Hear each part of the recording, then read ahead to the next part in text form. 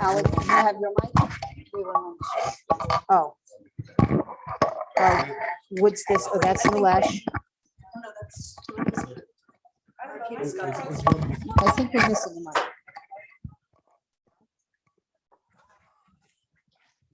One on favor. Short one, I just.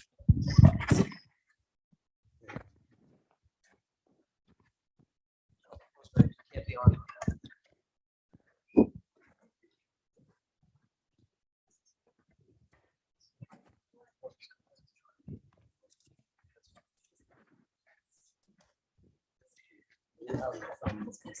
Take a whole lot of muscle. I should put it on.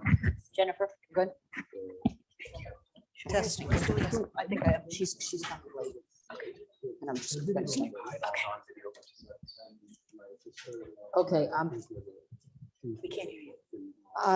good evening, everybody. Welcome to the March 8th meeting of the Board of Education. This is a budget work session.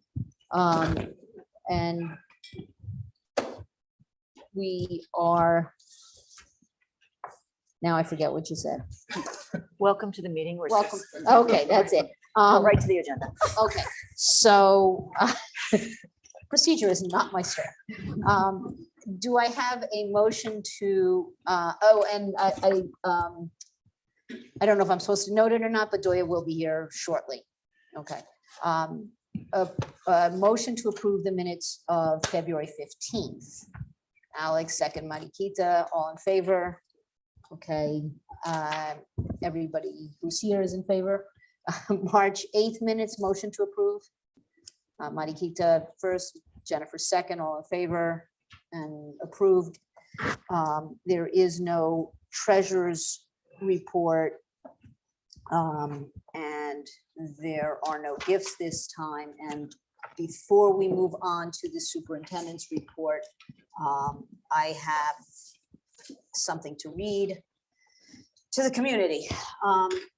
The Board of Education does not and cannot legally allow public comments about personnel or any about any staff member or any personnel matter at public meetings. The reason for this is the potential ramifications of negative comments. Such criticism in a public setting could violate a staff member's right to privacy. 2, it could be destructive of the employee's ability to be effective in their role. Thus, personnel issues are considered confidential and are appropriately dealt with in a confidential process.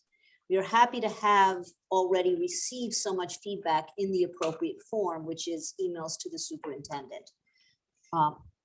Moreover, tenure is a personnel matter. It is an issue for human resources and thus lies with Victoria. The board's role is to exercise oversight, which we are most assuredly doing. If you have any questions about what is and isn't allowed as part of public comments during public meetings, our policy 1360 offers more information. The key language is that the board will not permit discussion involving individual district personnel or students in public session. Those wishing to discuss matters involving individual district personnel or students should present their comments and or concerns in the manner set forth in 8110 policy. So with that, we will move on to the superintendent's report.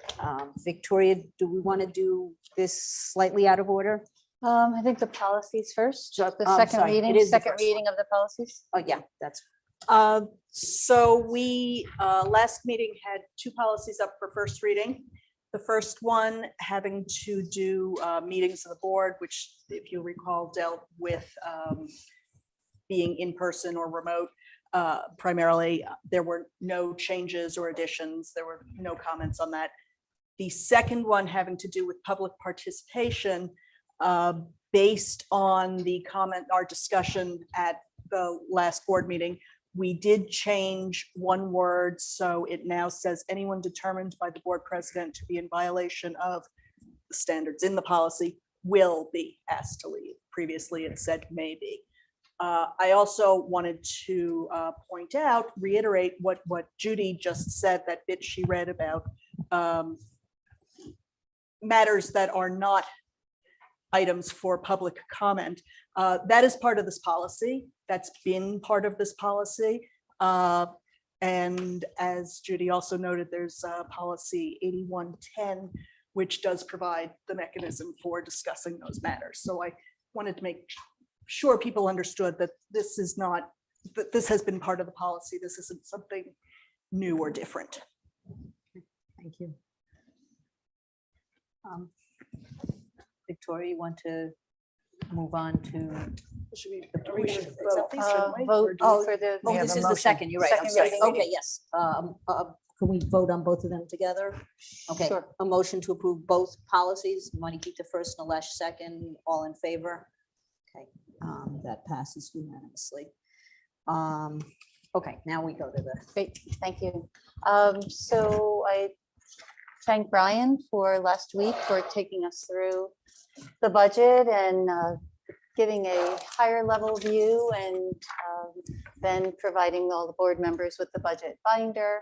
And today we'll take an opportunity to dive in a little bit more and to just have an open discussion with members of the board about the budget. So I'll turn it over to Brian. Thank you. Just before we get started, in front of each of you, you should see a few new documents to be added to the binders that you have. Some of those are follow-ups to previous questions, and I'll speak about them a little bit later. Those who just received their binder today, that information is already contained in the packets itself. Additionally, you should see a presentation from athletics and from people personnel services. Unfortunately, Anthony DeRosa can't be here tonight. So I'll be stepping in to assist, but if we're not as deep as we need to be in that area, we can certainly take questions and go back to Anthony and arrange for another time to take a little bit of a deeper dive in one of the future board meetings prior to the vote and the budget adoption.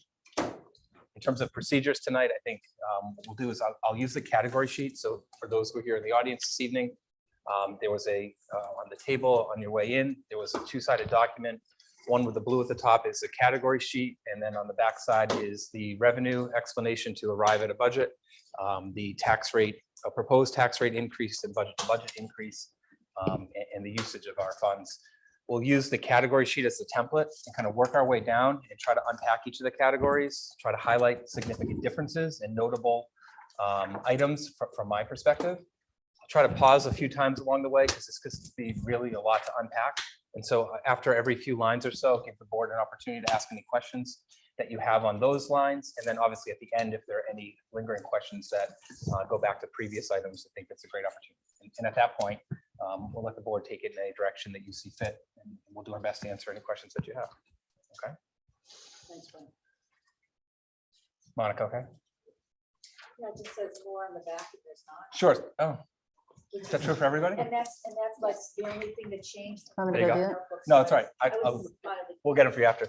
So I guess let me highlight the three documents that are in front of each of the board members here. So one is a tax rate increase over the last 10 years, that same chart that we had seen in the recent presentation. We've added the CPI as the red line that you see to see the changes in our tax rate as the CPI has fluctuated. I think what you'll notice is that the tax rate increase has remained more stable than the CPI that we've seen at each of those time periods. We've hovered between those local mins and maxes over time. The document that you're referring to that has the tax-based growth factors that comes from last board meeting. The question was, where do other districts' local tax-based growth factors reside right now? Ours was 1.0037. And I wanted to give you a list of all the Westchester school districts because the document that was previously in your binder only had the snapshot that had Edgemont on it. So we'll make sure you can see the whole. I think as you'll see some places like Elmsford is incredibly high. Peekskill, as I talked about, that has some development going on near the water. They're at 3 to 10 times, our rates, and that's about development and what's coming into those districts there, but for comparison. And then the third document, there was a question made during the enrollment conversation about breaking out the FTEs for teachers, gen ed teachers and special education teachers, TAs, the teaching assistants, and the aides to try to be able to identify where the FTEs are aligned for each of those areas. And so we expanded upon those three charts, one for EHS. And again, if there's no back on that, is that true? It'll be coming. if the back of that one should have the EHS numbers as well. And that'll help kind of explain that, and it will flow nicely into our conversation that we'll have a little bit later today when Dr. Thomas talks about the people personnel services and special ed costs on the whole. With that, ready to get started? So I think just to put the lens on everything. So we last week, Victoria and I talked about 4 broad priorities that we were trying to keep in mind through this whole budget development process.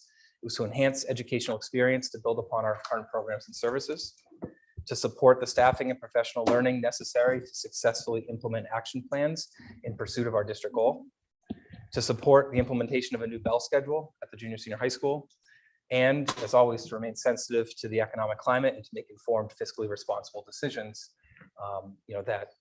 That kind of runs counter to any other budgetary goal that we could have. We want to marry all of those together. The budget that we presented to you last week was a total of $67,026,024 and represented a 2.72% budget to budget increase. We're proposing using the full max allowable tax levy of $56,878,230. If our projections hold relatively stable in terms of the taxable assessment of the district, we assume that to be a tax rate increase of about 1.84% this year. We'll jump right in. So in the category sheet, there are 6 lines that you see above the personnel totals. Those above the line expenditures, as we discussed last week, make up the vast majority of our budget. They are either mandated or they are contractually obligated, but with some contingencies built in that we have spoken about in some of the salary lines. In total, the personnel costs amount to 77.4% of the overall budget.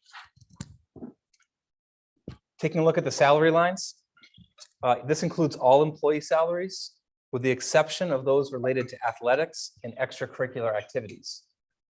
Those 2 categories are contained below the line in separate buckets.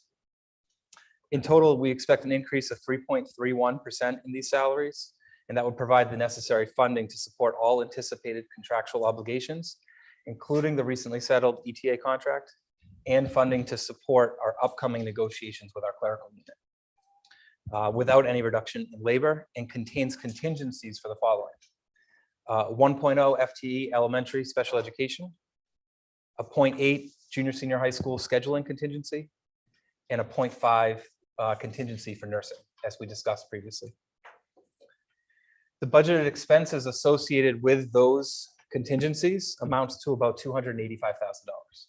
Just for some context in terms of where those values, what those positions amount to. I think we could discuss for a long time about the value of building in those contingencies so that we don't find ourselves in a position where the need arises and we're unable to support it, given the expense associated with any individual, their salaries and benefits. Also included in the salary line are the 4 new positions that we spoke about on February 8th. That's the teacher resource specialist at the junior senior high school, the CSE CPSE coordinator, a high school counselor, and an assistant business official / treasurer. Those 4 positions in total amount to approximately $450,000. Again, difficult to put an exact number on it. It will be dependent upon who is hired in those positions. If you look at your salary tab in the binder, the first page that you should see is a pie chart and a distribution of the salaries. And not surprisingly, and this is really based off of 2 factors, but most importantly, just the sheer number of our teachers and our teaching assistants make up the vast majority of that pie, totaling 70% of the total salary expenditures in the district. And that's because there are 202 planned teaching and teaching assistant roles out of the 358 full-time employees in the district.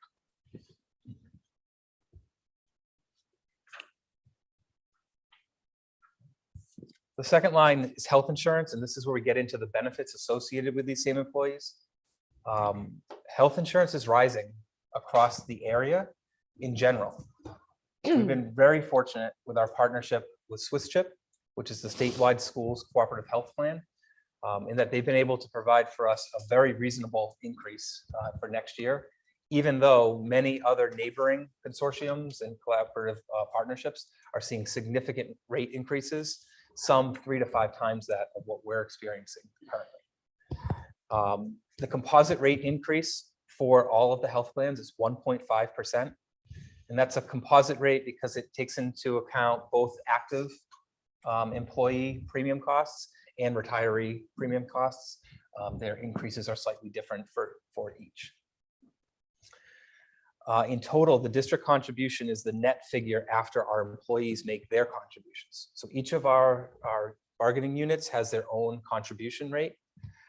Teachers, 17.5% of the premium, clerical staff, 14%, custodial, 14%, and our aides do not qualify for health insurance, but they do get a payment in lieu of health insurance as part of their negotiated their contracts. Depending on their years of service to the district, they get different payouts for that. There are currently 33 employees in the district who are choosing to take a buyout. So choosing to not accept any of our insurance plans, they have coverage with somebody else. Buyout options vary based on contract, but they typically range between $1,000 and $1,500. I bring this up because it's important for us in terms of the contingencies we need to build in. Employees are able to make changes to their health insurance options at any point in time. And so qualifying events might be one reason, but if they are waiving insurance, they may come back onto our insurance plan. And so we do need to consider that some of these individuals may at some point during the year choose to not waive their insurance, and they might move into a family insurance plan. The difference in the buyout in that insurance plan is over $20,000 in terms of our contribution to that. And so we have built in some contingencies to support that and do so every year. In fact, what I've done this year is I've included 7 plan upgrades. So basically taking somebody who was moving from a buyout option into a 2-person as a reasonable benchmark of either single or family. That number kind of resides between those. Those contingencies amount to about $100,000, but this is something that is truly variable. Our month-to-month expenditures as it relates to health insurance are rarely stable. They don't stay the same. We have new qualifying events of children being born. We have employees who get married and their spouse comes on their plan. We have those who go from a family down to a 2-person. So it changes every month. And we've built in those contingencies to support that. The other benefit category on the third line that you see includes funds for workers' compensation, disability insurance, unemployment insurance, life insurance premiums, welfare trusts, benefits for the ETA and CSEA members, and administrative fringe benefits. The category is budgeted less than last year due to a decrease in our assumed unemployment expenses and administrative benefits. Last year, we had, as a result of COVID, I believe, a significant increase in our unemployment expenses. We had a number of false unemployment claims that we had to resolve and go through. This was consistent across the whole state. It became a challenging time in 2020. And so we had built in additional money in this year's budget, planning for some possible increases in that area. Some of them have not come to fruition. And so we've been able to lower that budget for next year to numbers that seem to be more in line with the trends that we've experienced in those costs. Additionally, the administrative benefits include things like tuition reimbursement, and that's based off of options that are selected by administrators, and our expenses in that area are anticipated to be down next year. Retirement, the category that you see there for retirement includes funds for the teachers' retirement system, which this year are still estimated, but have been told to us to use 10.29% of the overall payroll. This corresponds to just under a 0.6% increase from last year. But when you look across a number of years, in fact, over the last 10 years, the average contribution rate was 11.92%.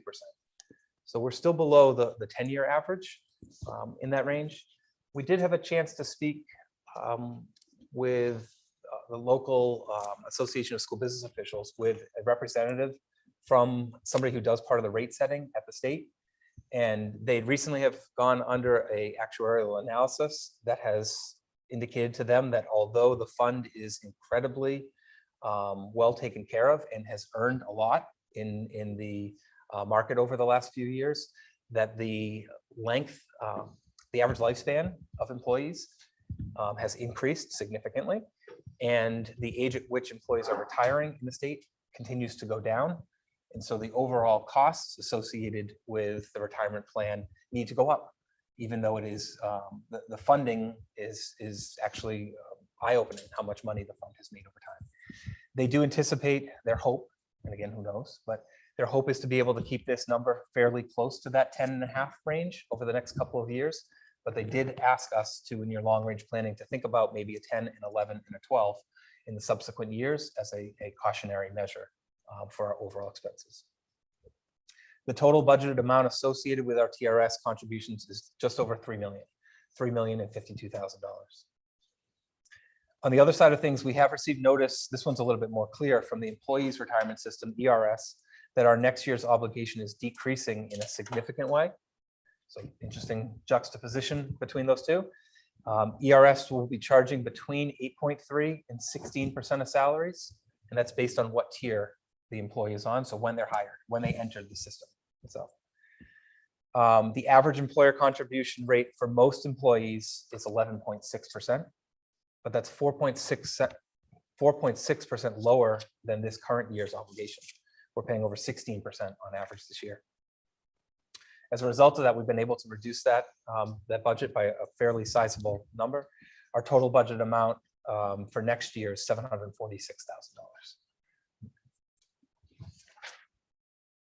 And then lastly, in terms of the personnel lines, two more, Medicare reimbursement and Social Security.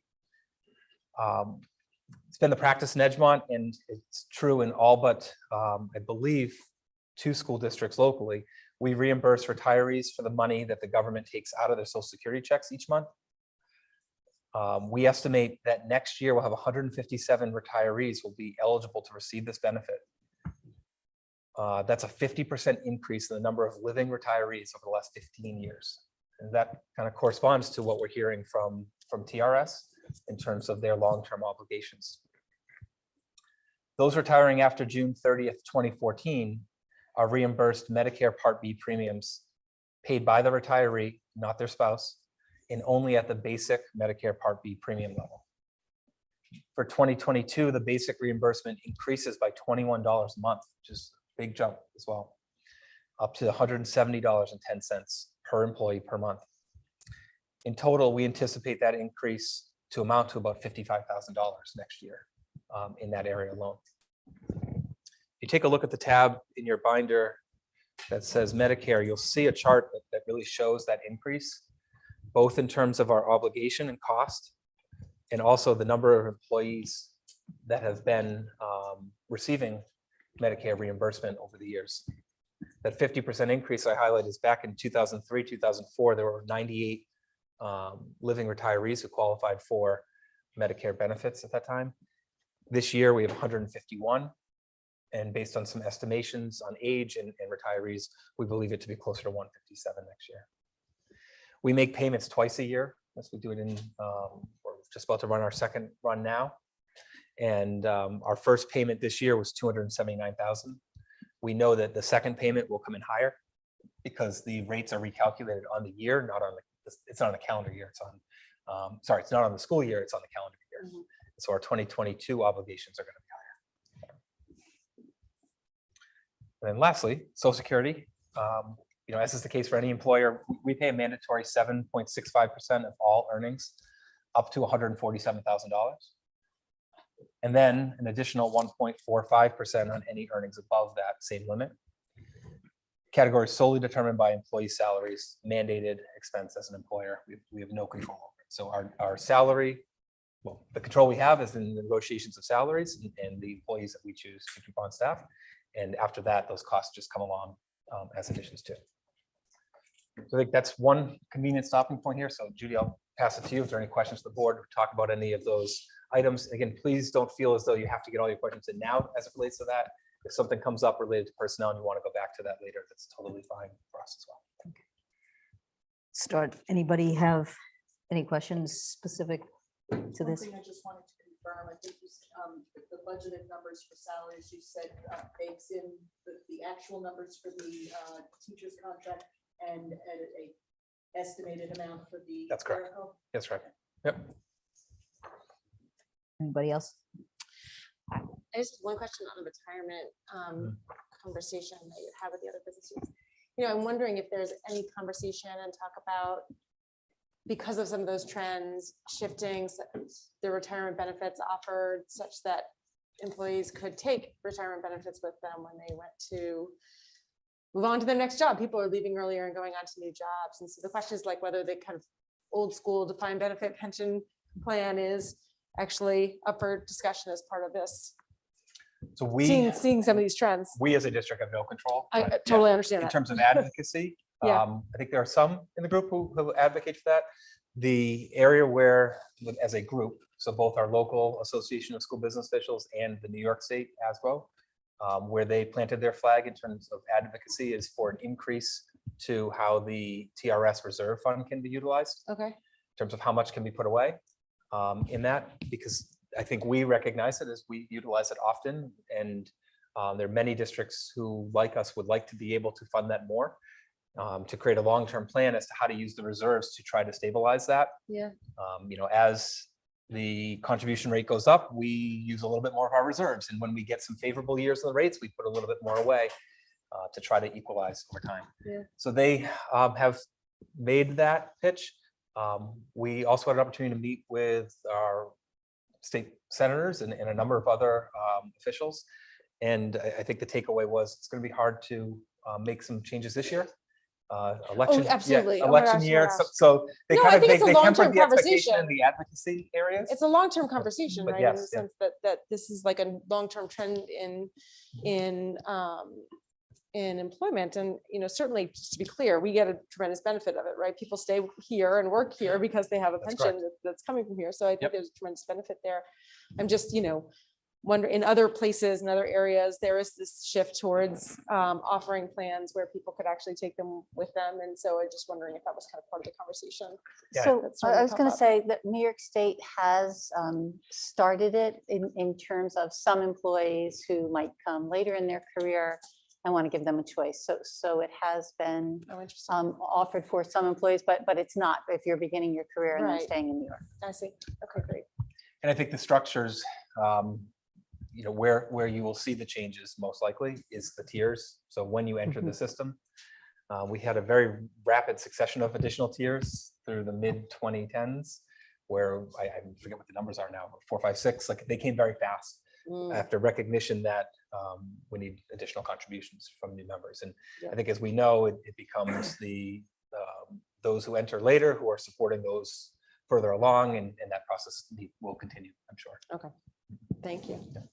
So Brian, you made a comment that the numbers that we're currently providing for retirement is at 10.5% or something like that. And they want us to increase it to 11 and 12 in future. So I'm just looking at the numbers and saying, hey, if you go from 10 to 12, 2% of a $30 million is a huge $600,000 number. So just to understand, if you make a provision for 12 when number come 11, which is almost 3, and how do we handle that fluctuation? Because it looks like a very large number.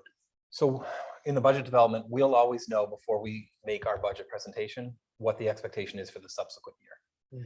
His recommendation in that case was while doing long-term planning. So looking out, we're costing out negotiations and conversations to look at maybe increasing that a little bit. Although their hope is to be able to keep it at 10.5 or lower.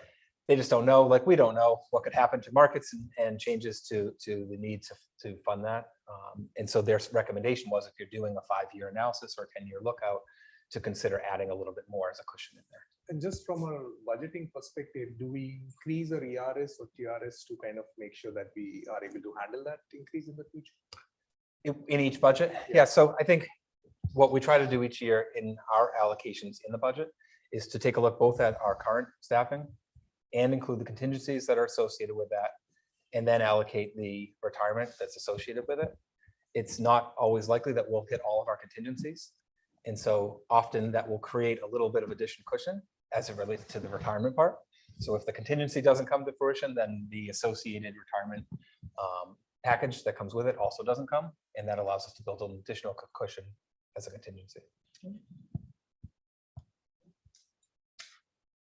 Thanks, Brian.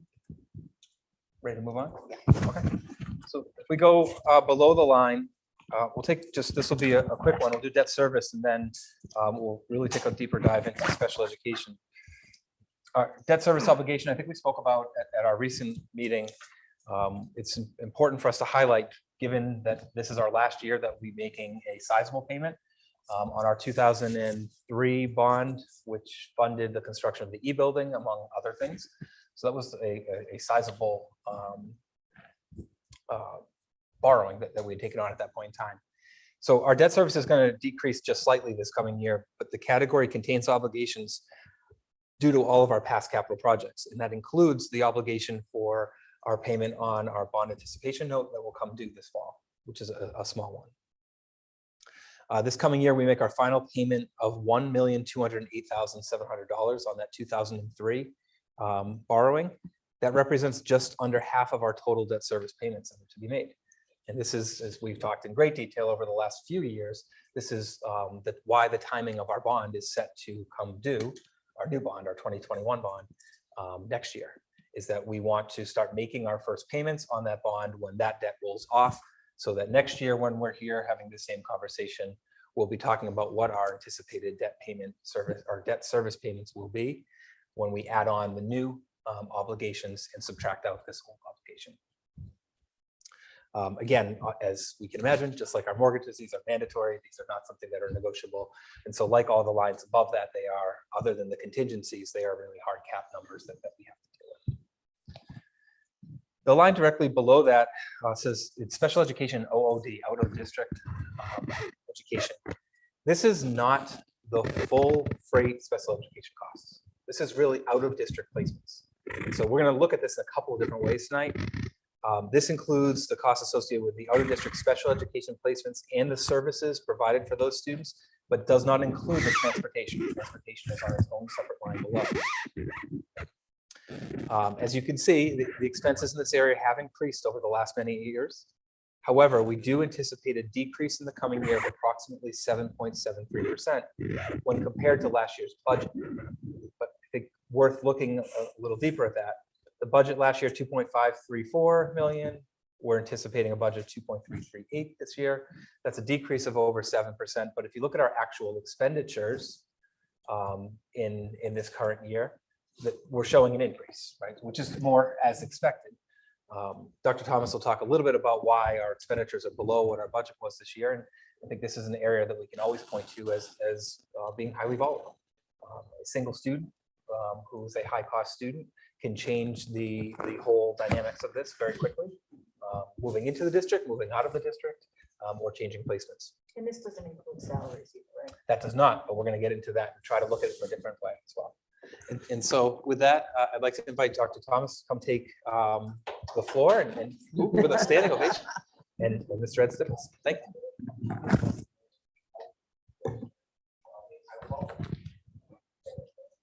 I think YouTube is playing. You can just mute that side.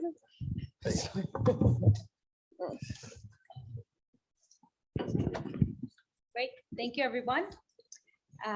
Tonight, Ed and I will be presenting, proposing the budget to support students with disabilities, which are informed by federal and state guidelines and laws. So this budget includes funding necessary to support in-district programs, as well as out-of-district, as Brian mentioned, which includes placements in other local district programs, those special education programs, and approved private placements. It also includes instruction salaries, as we discussed, contractual expenses, and transportation. An additional sum of money is added to the special education budget in anticipation of new special education students moving into the district or changes in needs for students in district, which may require a program that may not be offered in district.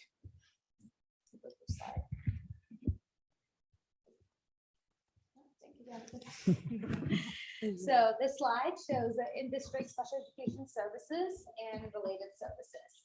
So you look at the building level services for students without disabilities as well. So this includes speech and language therapy, counseling services, occupational therapy, physical therapy, and reading as a related services for students with IEPs or building level academic intervention services.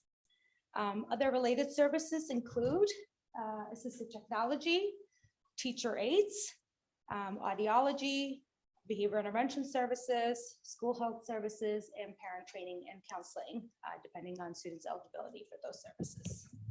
Our special education programs span the full continuum of services and starts with the consultant teacher model, our resource room programs, our integrated co-teaching model, and our special class, which also includes our ICAP programming, just to read across the district. Next slide, we're going to talk about, thank you. This slide includes our personnel for this current school year, which includes 29.6 special education teachers and 11 teaching assistants who have also been helping us with quarantining students. So hopefully we're on the up end of that end of it. The school psychologists at 6 across the district, 5 school counselors, speech and language therapists is 5, and reading and literacy specialists at 5. We're going to start talking about preschoolers with disabilities. So what you're looking at up there is based on the October snapshot. So every October, we report to the state numbers of students. And you can see over the years, it looks like this year we're low, but the explanation for that would be because of COVID. There weren't a lot of preschoolers attending last year. So there weren't a lot of referrals because there weren't a lot of needs. Since October, we've had a lot of new referrals. We're up to 28 currently. So that number that you're looking at as 18 is now up to 28. Sorry to get into school age students with disabilities and looking at our trends in terms of the 13 classification, which is what's described in the Part 200 regulations through New York State. To start with, rates for autism have increased from 17 to 18 to looking at now, but the trends have stayed pretty similar for the last 3 years. This year, we have 27 students classified as in the classification of autism. Emotional disturbance has gone down to 12 this current school year, their highest being in 1920. Students with learning disabilities have remained consistent over the last few years, and the students with intellectual disability has increased by 1. We do not have any students classified under the category of deafness or hearing impairment, and speech and language has increased over the last 5 years.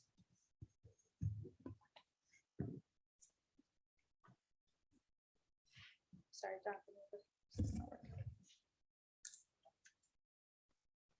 Oh, one before this one. Thank you. The rest of the categories, we currently don't have any students with visual impairment, deaf, blindness, or traumatic brain injury. Our largest categories are other health impairment, which is about 29% of our total classification rates, and multiple disabilities has gone up by 1 this year. So total number is 242, and as Ed mentioned, this is based on our October snapshot. Since October, we've had 13 students classified with an IEP. So the total number of classified students right now is 255, which equates to about 12% of the student population. The reason why we use October snapshot is consistent data over time, but then I'm sharing the consistent information that's been updated as of now. So this slide, we're going to discuss out-of-district placements, which is on the continuum of special education services when the needs of a student cannot be met in a school district and they require significant special education programming needs. So as Brian mentioned earlier, the variability in placement can be due to students moving in or out of district, changes in students' level of functioning and educational needs. So looking back, there were about 14 to 15 students consistently out of district during the school years of 17-18, which is not on the slide. Just want to point that 18-19 and 19-20. An increase was seen during the 2021 school year with 18 students in out of district placements and 21 students during the 21-22 school year. However, the anticipated out of district for the 21-22 school year was 23. So you can see the changes in the budget in terms of anticipated versus what was expended. So we ended up having 21 students out of district. Dr. Shipp has previously shared that COVID has impacted placements during this time. And we are anticipating 19 students out of district for the 22-23 school year as of now. As you may be aware, the process of annual reviews are still ongoing. And we are also conducting intakes for other districts, and other districts are doing the same. So Did you say that COVID did impact the out of district placements? yes, yeah. Due to school closures. And, It was just one of my questions. Yeah. Just crossing it off. yes. Yeah. Okay. Right. Great. So I think to answer the question about are salaries included in that line on the category sheet? No. And so I thought we'd take a little bit of a different look at this and try to look at the all-in costs and actually the net expenditure as it relates to special education. And so if you go into your binder under the tab that says special education and out of district education.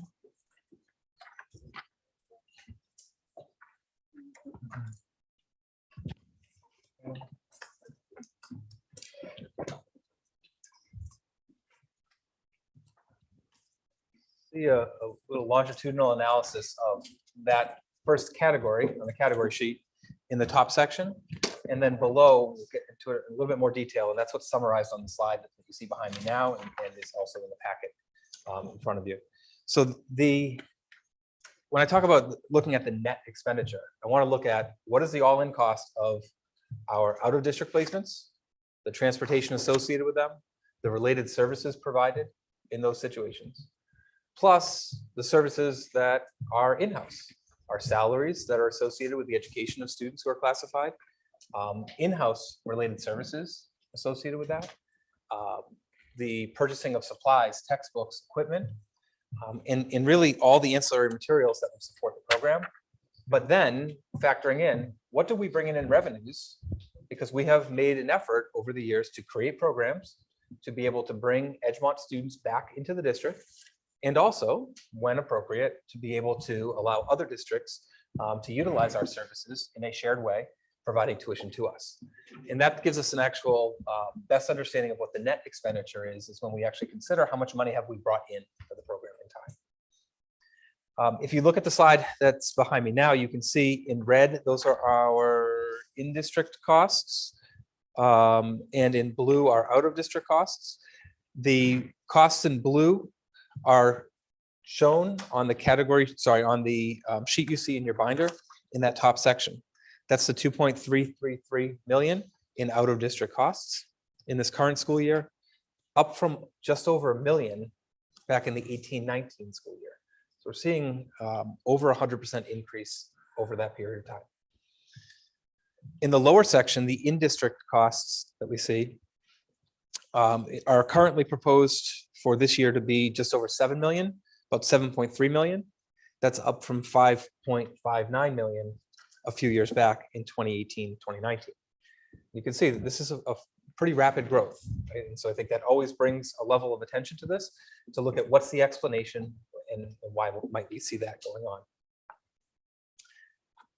on. Percentage-wise, the in-district expenses have increased by 31% over that 5-year period. Out-of-district expenses have increased by 122% during that same time. When we factor in the tuition that we've received from other school districts for students attending our in-house special education programs, the overall net expenditure increase over those 5 years is 44%.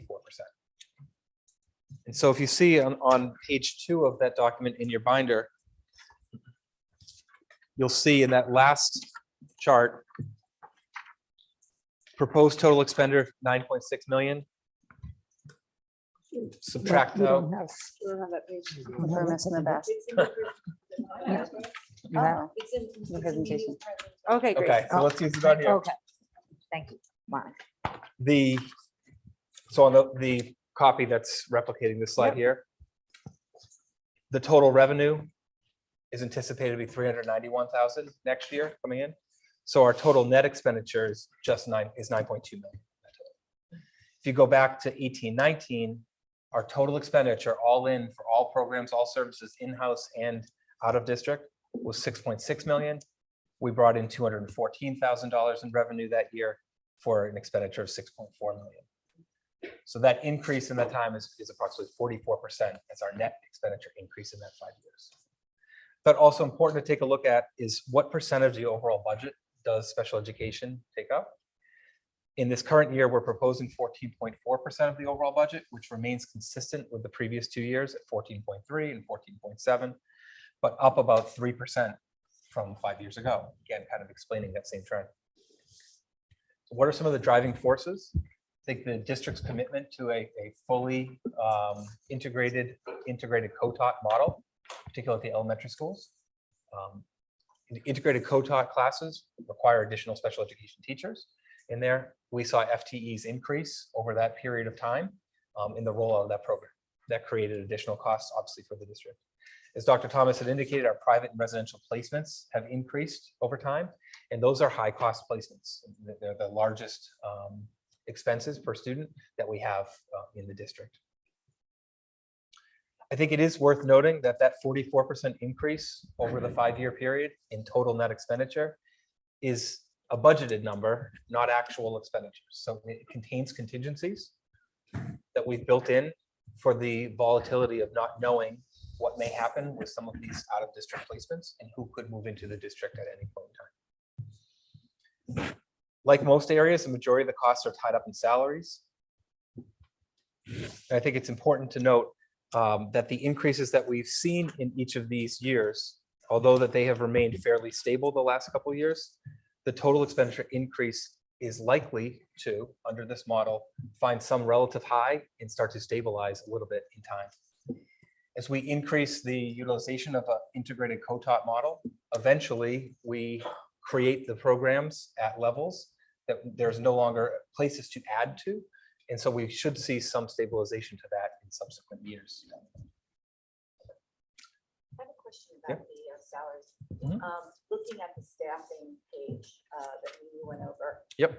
School psychologists and school counselors are listed under people personnel services, but I do think of those as employees, staff members that work with typical students as well. Yes, but I think that's more the nature of what people personnel services is versus special ed. Am I correct with that? Yes. Yeah. So is this special ed number include those counselors and psychologists? The total number that we have here does not include. This is exclusive of. So this is just special ed. That's correct. So Okay. this, so if on the sheet that it goes through all this, Okay. and you don't have the second page to it, but I think it's not there. It's the high school. They're listed as in instructional service resource room at the high school, elementary schools. It's our ICAP classroom teachers and teaching aides. It's the teaching assistants associated with all 3 schools. And it's the teaching aides that are dedicated to special education placements, not counselors and not the psychologists. Although they do play a role. At some point, we have to draw lines in the categories to delineate where they go. So just a small clarification for me, so I see that the number of students that actually went to the private school and the residential schools increased in 21-22. But if I look at the category for the detailed explanation, the numbers actually went down. So just want to understand, is that the needs of the student changed, or why there is a big collapse in that despite having an increase in number last year? You're asking specifically for private schools and residential? Yep. Yep, so residential placements have reduced, but then our needs have changed, in other public schools or OCs. So the fluctuation- No, I'm looking at the last year, the current school year, 21-22. Yes. The numbers have increased from 4 to 7 and 2 to 4. And I'm just wondering, because the absolute amount is going down, and I'm just trying to understand, is that to do with the need of student being vastly different, and hence we are paying a much different fee structure to these? Yes, so the cost depends on the placement and the Got it. services that are required. So the special education student requires teaching aids as well in programs. The cost could substantially be different than when they don't. Or specialized instruction, counseling services, speech, OT, all the related services that go along with special education. I'm just amazed at how much fluctuation Sure. happens on that number. And some of that comes down to being settlements versus placements Well, and what the expenses associated with got that. it. So the parent might decide to That's correct. have a kind of a student sent to a particular school, which might have a very different cost structure than what we might be budgeting. And what is the district share? Correct. Got it. Yep. Because the fluctuation is just kind of Correct. Yeah. you could be off by $200,000 just based on one student. And I think, when I look back on that what the story that you're explaining is exactly why I think the budget was what it was Got it. for this year. The assumption with the addition of students needed to increase by a more sizable margin than we actually realized. And then we had a few students move out, and all the way up until just recently, last month, we had some students move out of the district. So how do you build a contingency into that? How did you come up with your number? For this, I think that's a great question. So for this year, we've built in an additional contingency for residential placement, an additional contingency for a private school placement, based off of a average cost of what one of those programs would be. So we've utilized one of our higher cost programs in each case to build that in. We'll never know if that's enough or too much or too little. And But we'll at the know same time, I eventually. think we go to the fourth bullet point of priorities. We want to be fiscally responsible, and we could ensure that we are not in the hole in terms of the overall cost of the program by building in many contingencies. We try to look at trends in the district and do the best we can to come up with a number that will ensure us some stability. But we also know that, like anything else, if our expenditures in this area prove to be more than what we budgeted, we have the ability to look back and say, okay, what are we not going to spend on, and adjust on the fly.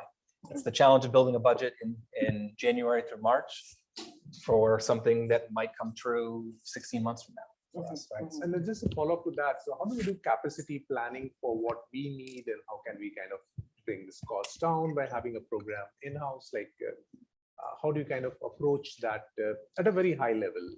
Because it seems to be like a big number which fluctuates. Sure. I'll take the first stab. So I think ICAP was obviously a huge part of that process. I think it's been discussed many times at this same budget work session.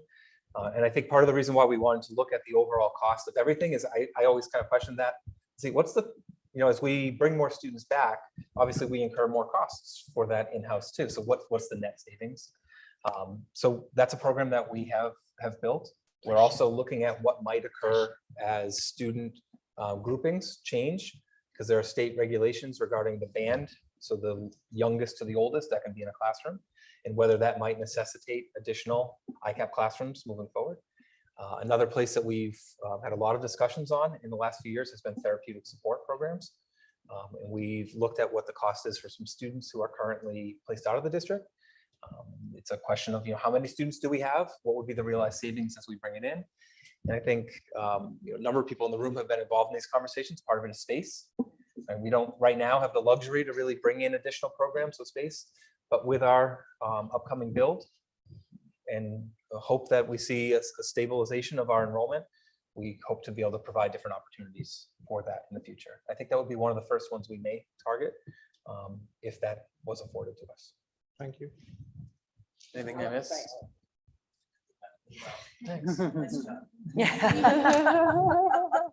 But also just to add on, the role of the Committee on Special Education is always to recommend a least restrictive environment and always look at in-district before we consider out-of-district placements. So that's always the first step in the process. The other factors that play in is also legislation that changes. So over COVID, there was legislation that said students who are 21 and over that we could service in-district. This new regulation says they could be served up to 23. So that could impact any school district, which wasn't the case prior to COVID. And that has an impact for out-of-district placements as well. So, Frank, am I correct? This is the first time we've seen this longitudinal Yes. analysis? Because I was pretty sure I've never heard anybody try to, say, well, special ed all in. Sure. Costs this. Yeah, and I think it really comes from working with Dr. Thomas and thinking, what is the cost here? I want to understand what happens when we bring students back. It's not 100% realized savings on what their expenditure would be out of district. We have what No, I cost get it. comes in here. And I think it's incredibly useful. And again, you have to weigh both ways. I mean, we still want to know what overall personnel costs are for everything, but yet to be able to slice out, we have the same discussion about athletics, is it transportation sometimes was included, sometimes wasn't. And Talk about that in a moment. Yeah. all those kind of things. So, but both ways of looking at it can be useful depending on what you're focusing on. So given that, because if I'm looking through the numbers, if I look at in your analysis, the out of district costs, you know, the 233, that's within $500 of what's in the category sheet for special ed, no D. Should be the same. So if it's off by Oh, 500, it's some- so yeah. that is, so what we've been showing as special ed and out of district, Is all that. is really just out of district. That's correct. Okay. Mhm. But I don't think that was ever really clear in our discussion. Right. And I think I want to, in order to be able to provide that consistent data, we're trying to keep the same things in the same Yeah, categories. no, going no, forward. that's great. That's perfect. So that answers those questions for me. Sort of like just a clarification question on the categorization you're going through the students. If there's a 0 in there, that really just means there's no special ed student where that's their only disability. I'm pretty sure we have hearing impaired students in there, but they're probably under the multiple. Those are the students' primary classification. Yes. Because there could be a dual classification, but what is the primary classification? Right, so they could have, well, if it's the primary, then how do they get multiple disabilities?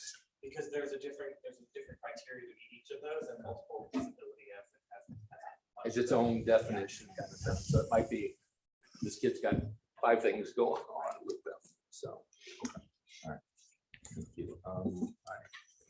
For now, then, that's all I have. Thank you. Sorry, Ed, so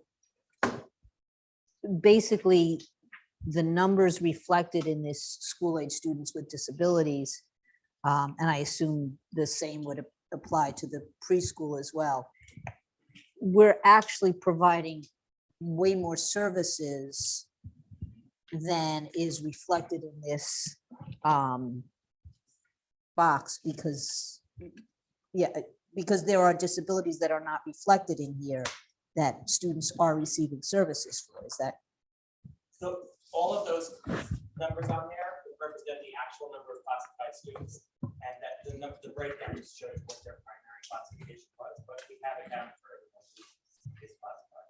Right, In but, preschool world, there's no breakdown. They're just preschoolers with a disability. They don't- okay, so I'm looking at the school age one because that is broken down. So this is really for Manu.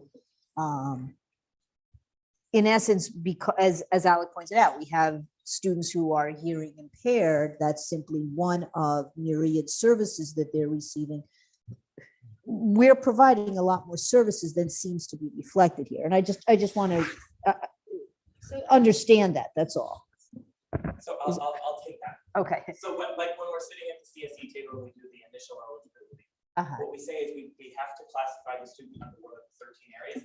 That opens all of the doors for special ed services. And Okay. programs. It doesn't limit their. Right, no, we really are doing way more than what this is reflecting. That, Depending on the student's needs, right? correct, Classification versus the service provided That's right. for. it. right, And understood. one classification category doesn't mean the services are all the same. Correct. Okay. So for example, for speech and language impairment, the services can look very different for each child. The reason I'm asking is because that to me is helps me to see why certain consultants or additional contracts that we approve throughout the year are needed, because there really is a much greater need than is reflected just in the categorization of the individual. Okay. So when I look at these numbers and I'm sorry? Somebody They else were waiting? waiting, yeah, Oh, I'm I'm so sorry. sorry. No. Let me turn this off. No, I just am looking at the decrease in tuition. Fairly significant, close to $200,000. And I was curious about, first, what's driving that, and second, well, I guess maybe first, how set in stone you think that is and what's driving it. Yeah, so this is a projection for right now. It's mentioned, and your reviews are still in process. So if there's a reduction, we're anticipating that students who are here from out of district may be going back to district, and the possibility of that reduced tuition. But with that said, there may be increases in terms of students who are taking in for tuition as well. Was that 2 students, 3 students? About 2 students. 2 students. Like Brian said, it's the tricky part of doing budgeting in January. It's if you waited until after CSE season, you had to match your numbers for you. But as districts are sending us packets, we may be sending them packets, and it takes a process in order for them to determine whether or not we have the program for their child. I remember well. Thank you. Doya. I had a comment and then, a question. So the first thing I wanted to say, so just to come back to what Alex said about out of district placements, because there were questions that were raised to me by parents who were concerned. This original budget sheet, the expenditures by category that you have, I think it's at the very beginning of the binder, where it appears that special education services are decreasing from 2.5 million to 2.3 million. That's specifically related to out-of-district services, That's correct. and it's not related to our overall That's correct. commitment to special education. I just wanted to Yep. clarify that. Thank you. And then my question is, I mean, this is my first budget season, so Congratulations. I don't know. I don't know how. There How are to- no dumb questions. Well, just okay, so you well, know that. thank you, Monica. So you had mentioned this when you were presenting the slide with the bars, that we managed to keep the expenditure, the overall percentage of the budget for special ed is 14.4%, which is stable from the last couple of years. And I was just wondering, how do we get to that number? Do we basically fix it relative to the percentage of the whole population, which appears to have been shifting over time? And then you back into, like, you basically, that stays at the percentage that you want it, and then everything else comes in on top of it, or how does that? Other way around. So I think needs-based, we arrive at what the costs are in our presentation. And then the calculation is the 9 million or the 9.6 million out of the, Just happens to be that- just happens to be that it has remained increasing at the same rate as the total budget has increased for the last 3 years. But suggests that it also is driven by overall cost factors, not just. Correct. Special ed. is For more example, expensive than everything else. The largest cost associated with all this is going to be in-district salaries associated with that. Since they're all rising at the same rate, we would that there's a good reason why that will continue to rise. I think it's almost more important to look at the, in the 5-year window, how we are seeing that even incremental growth each year is adding up to a larger rate. So the rate at which special education is increasing is at a greater slope than what we're seeing in our overall budget right now. Not dissimilar to conversations we've had about revenue with our overall budget and the state aid coming in. It's just the slopes are not aligning. We are seeing a trend of an increase there. Can I just add a point? So if you look at the number of student as a percentage of Right, I was- overall right. student, it's 10.5% in 2017-18, and now it's 12%. Right, well, So so I guess my Perfect. question was, it seems that if we're currently at 255, which is 11 more than last year, Hmm. it seems that there would be some sort of proportional, increase. but it seems that. No, I know. Right, so it's like a flip. right? Yeah, it's probably not large enough that Yeah. what you're describing may not be large enough to adjust it by that decimal point. The other part too is that if they are in-district student, in some cases, it may not mean additional classes or sections. Right, If Right. all five, if all of those people were like out of district placements, it would be potentially a much greater. Another student in one of our ICAP classes may require additional aid, may not, but there may be no additional expenses associated with that. The class is already funded in that way. So, And that's why your long-term trend is very helpful, because that gives you a much better picture of how the things are moving to the longer terms. Monica. Yes. And along with that conversation and the points that Doya brought up, it's worth noting that our anticipated budget is significant, this year is significantly lower than what we actually budgeted, which means that what we're planning to spend next year is more than what we actually spent this year, Correct. significantly more. Even though it shows, because we were doing budget to budget, not actual to budget. Expenditures. Yeah, Yep. yeah, which is usually a little bit more of a accurate gauge of the actual increase. And just to that point, I think just so everybody knows, when in the process of building this, that's what I'm comparing is our current expenditures to what we're budgeting for next year. And then I think because we do an analysis of year over year of budget to budget, we kind of then scale it back to that. But we're trying to make sure that we're not just using what we planned for 14 months ago, but we're using what's actually being realized as a way to determine what our costs will be in areas where we can do straight increases or expected increases from. And so that that is an area. We do expect an increase from. So from the, that. yeah, so this is, it's totally needs-based, what our budget is And- what the needs of our students are. Like just about all of Bottom our line. lines, correct. Yeah, I would exactly. hope that when we are here next year, that line shifts over 2 columns. And again, our expenditures are lower than that, and we did better than anticipated in that category. That's our hope. So I had one other question, and that was regarding on the category sheet, looking at some of the changes, and I understand this is just a primary, but it looks like speech and language really grew a lot since COVID started. Do you think that's because of the masks? The research is not clear about that in terms of mass use. You know, sometimes it becomes about the best category that defines the child. Mhm. And sometimes the speech and language comes out in terms of scores and indicators. So I don't know if you want to speak to that. It's not really. The clear thing in the preschool world is that of all of the preschoolers aging into kindergarten this year, about 90% of them just have speech and language on their IEPs and their other services. So it's an interesting thought that you brought up. Right?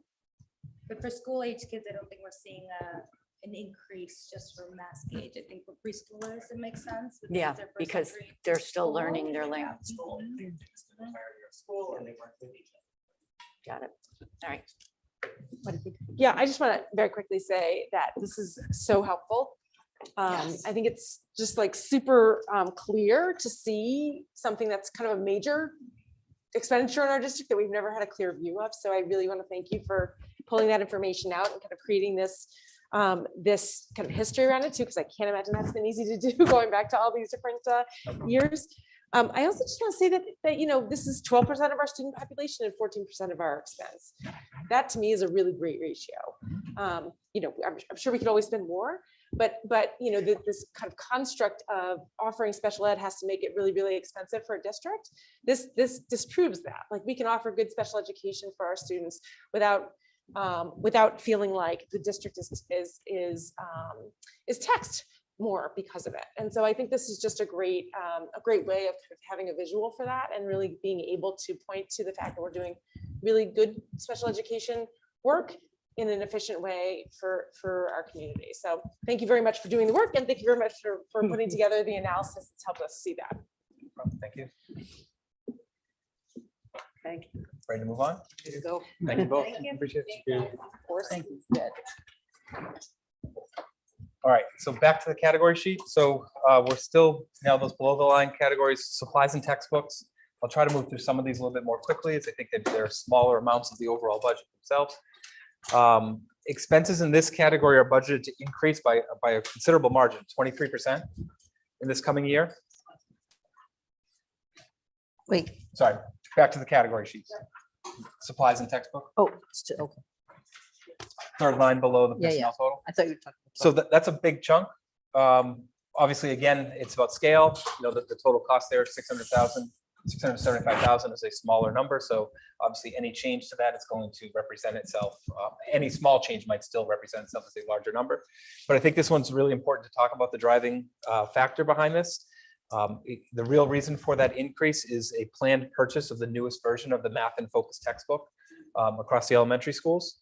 The supplemental materials associated with it, online manipulatives that come with it, and online digital subscriptions that are associated with that.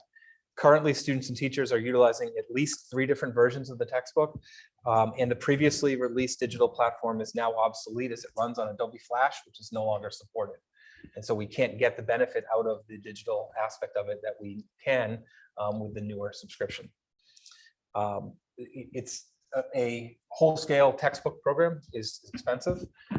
So we are anticipating approximately $115,000 for that purchase of the or the upgrade to the 2020 version. Some of the costs are initial startup costs. Others are year-to-year expenses. We don't have our finalized quote. It's being developed right now. I know Mike Curtin, I know the elementary assistant principals have been working really hard on this with our teachers over the last month or so to both determine the need, the desire, the appetite, the willingness and ability to move forward with this, not just 2 years from now, but really next year to try to get our grounded in one edition. The unfortunate side of this is that the new books are consumables. And so they're unlike, you know, like a hardcover book that you have year over year. It's more of a consumable like workbook style with digital accompaniment. And so that comes with an additional carrying cost in subsequent years. Julia, Marisa, Mike, anything else that you think you could add or comment on? No, just we had a pretty thorough process with the teachers. We had a study group come together and look at materials and example materials, and feedback. And then there was not yesterday's faculty meeting, but the one before. All of the teachers had opportunities to work with across the avenue with people on their grade level to look at the materials and offer feedback. And I would say that they're very enthusiastic about the upgrade. They're anxious to have access to virtual manipulatives again. And, so we're pretty excited about this. I think the whole process that we go about this, we typically budget funds to purchase the workbooks, the replacements for the subsequent year in the year prior. So we've always been on a year ahead schedule for this. So it is our hope that we'll utilize funds from this year, consolidating some additional funds beyond what was budgeted to make the purchase for next year. What we're talking about here that's contained in the budget is then the funding that would carry forward for the subsequent year, so that we're never in one year being hit with two payments, but we're actually always a year ahead in the cost. We're right now seeking a quote for an individual for 1 year to see if that's the approach we want to take, or a multi-year contract that might be more beneficial to us. But we're still developing that, and this secures the funds for us to be able to make that move in the future. We weren't sure at the beginning, really probably even up until the last week, that we were definitely moving forward for next year, but wanted to have the funds in it for the subsequent year. And I think we'll be able to handle both with our current surplus and with what we have in the budget for next year. I think, and lastly, in that there's also funding for additional textbooks, a variety of different ones, but one to point out is a new or additional AP macroeconomics textbooks. The American history textbook that was recently approved, we're going to try to take care of in this year's budget with funds that are allocated in the high school textbook line that have not yet been utilized. Buildings and grounds, the fourth line down from there. So our facilities budgets have remained essentially flat for the last 4 years. Even though an increase is realized budget to budget when you are comparing it to last year. The district has benefited from any surplus that's remained across these lines that contribute to this category that's permitted the reallocation of funds to support smaller projects across the campuses. Thinking of the conversion of the senior lounge into an instructional classroom space, the conversion of the area of the library into an instructional space, converting those small offices into related service rooms for student and faculty use. So we've been able to do a number of small projects by keeping that budget flat, and whatever we've seen to be remaining as a surplus, we've been able to allocate to small capital projects that we otherwise have been unable to fund. I think the biggest concern that we have going forward this year is the rising costs in materials and supplies, and as we'll see later, utilities, which I think anyone can see as you drive down Central Ave and see the prices for gas right now. Included in this line is $400,000 called for district-wide building improvements. It's like a catch-all that's helped support emergency projects that need to happen, but also to supplement other projects along the way.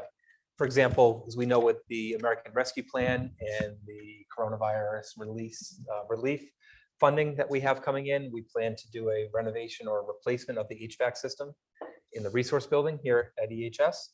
The money coming in from those federally funded programs does not support the total cost of that. We anticipate using some of that district-wide building improvement fund to offset the difference in there. And that's been a really beneficial budget line for us over the years to make sure that we are in a safe and well-positioned environment. In that budget line does not include that line you see at the very bottom or near the very bottom, transfer to capital, which we'll talk about later. That is a separate item on here.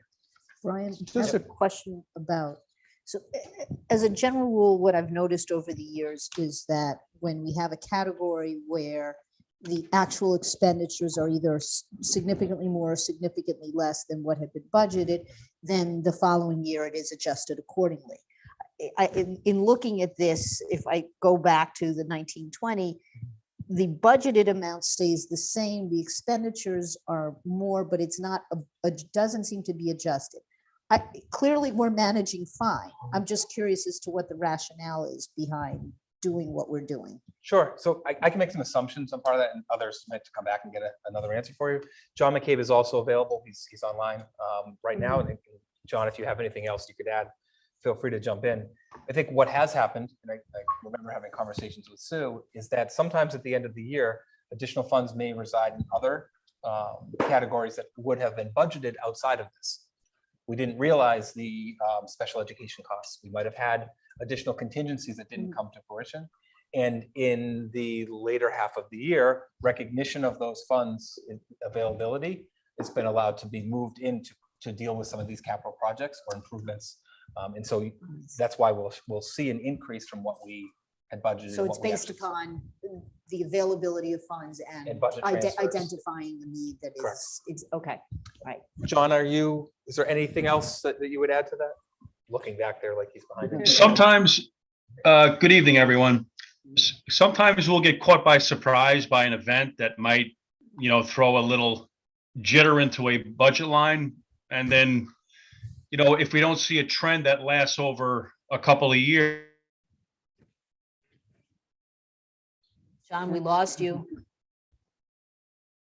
I think I know where he was going, right? Yeah. So it's not gonna be an ongoing thing, like the This is- tunnels or Right. something. We couldn't anticipate, so we couldn't have budgeted for them. They happened and it wasn't going to be something that was gonna be a continuing expense down the line. So as Brian said, we make use of funds that weren't spent somewhere else to opportunistically take care of it at the time, but then you're not gonna readjust your forecasts out. That's pretty impressive. There's an open position, Alex. Yeah, I was gonna say, you got nothing to do.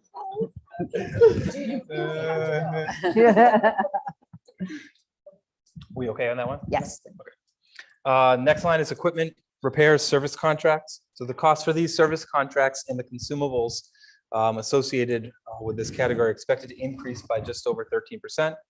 However, our anticipated expense this year are set to exceed the budgeted amount by approximately $150,000.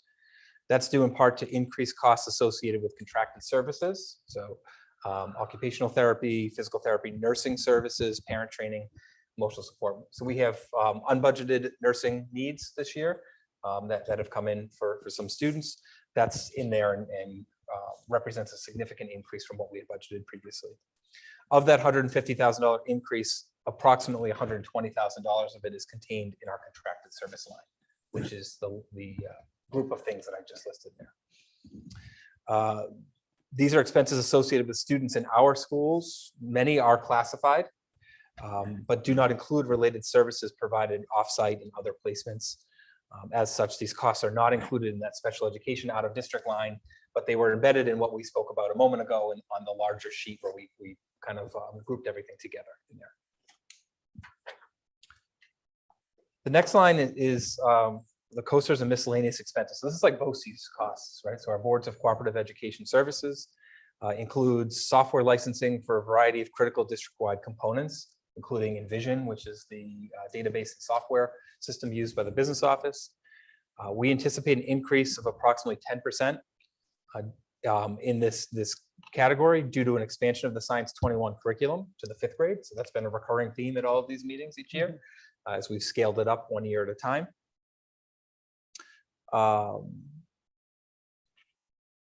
Also, increased expenditures in the category of curriculum instruction that Dr. Curtin spoke about during his presentation. Namely, one of it's a movement of expenses for our consultant work with Shelley Klein for Writers Workshop. It was an accounting practice. We moved it from one line. She's now being charged through BOCES. We're recouping savings on that. So now it's just being moved into a different category here. Renaissance Star reading and math assessments that are now being used to benchmark student performance. These are all services that are provided under BOCES and we're able to yield some savings on due to the state aid that we receive on those BOCES services. Okay, I'll take one more and then pause. And so athletics. So a big one that we haven't really talked about yet and try to again look at it on the whole, like what is the cost of athletics? And I apologize, Anthony can't be here tonight, so I'll do my best. If there are any questions that you have, I think, perfect. If you could just write down any questions that come that are unable to be answered. All right, so the athletics line that you see here, our budget for next year is $1.28 million. That represents a 7% increase. I'm going to try to highlight what's the rationale for that increase, because if you actually look back over a number of years, we were able to remain a little closer to flat in each of those budgets. So after 3 years of little growth in that budget area, we do expect an increase of about 7%. The figure contains all expenditures for the athletic program offered, including transportation. So that was brought up earlier, which is accounted for in this line, not in the transportation line itself. The increases in the budget that account for that 7% rise include, and this is a big one, the addition of a clerical staff member to support the athletic office, which I think we've spoken about previously. In the past, a teaching aide was in the office providing support. We've shifted that model to clerical staff, which is a 10-month position at a higher salary and has benefits associated with that. And so we're seeing a significant rise due to that alone. Additionally, contractual salary increases for both CSEA for that position and the Teachers Association, because that's where our coaches' contracts fall, lead to increases in the overall cost of the programs. As salaries increase for the stipended positions for coaches also increase. In total, and like just about every other category, the salaries associated with that line represent 75% of the total athletic budget. There's a 10% increase in the BOCES related fees. So fees have been increased as Section 1's Finance Committee performed a financial analysis and determined that an adjustment was necessary in order to avoid yearly losses that they were experiencing. And so there's a corrective measure being put in place for all districts that are part of Section 1, not just us, in terms of the fees that are being charged to bring their books back in line. BOCES services that are included in there, and these are just some of them, not all of them.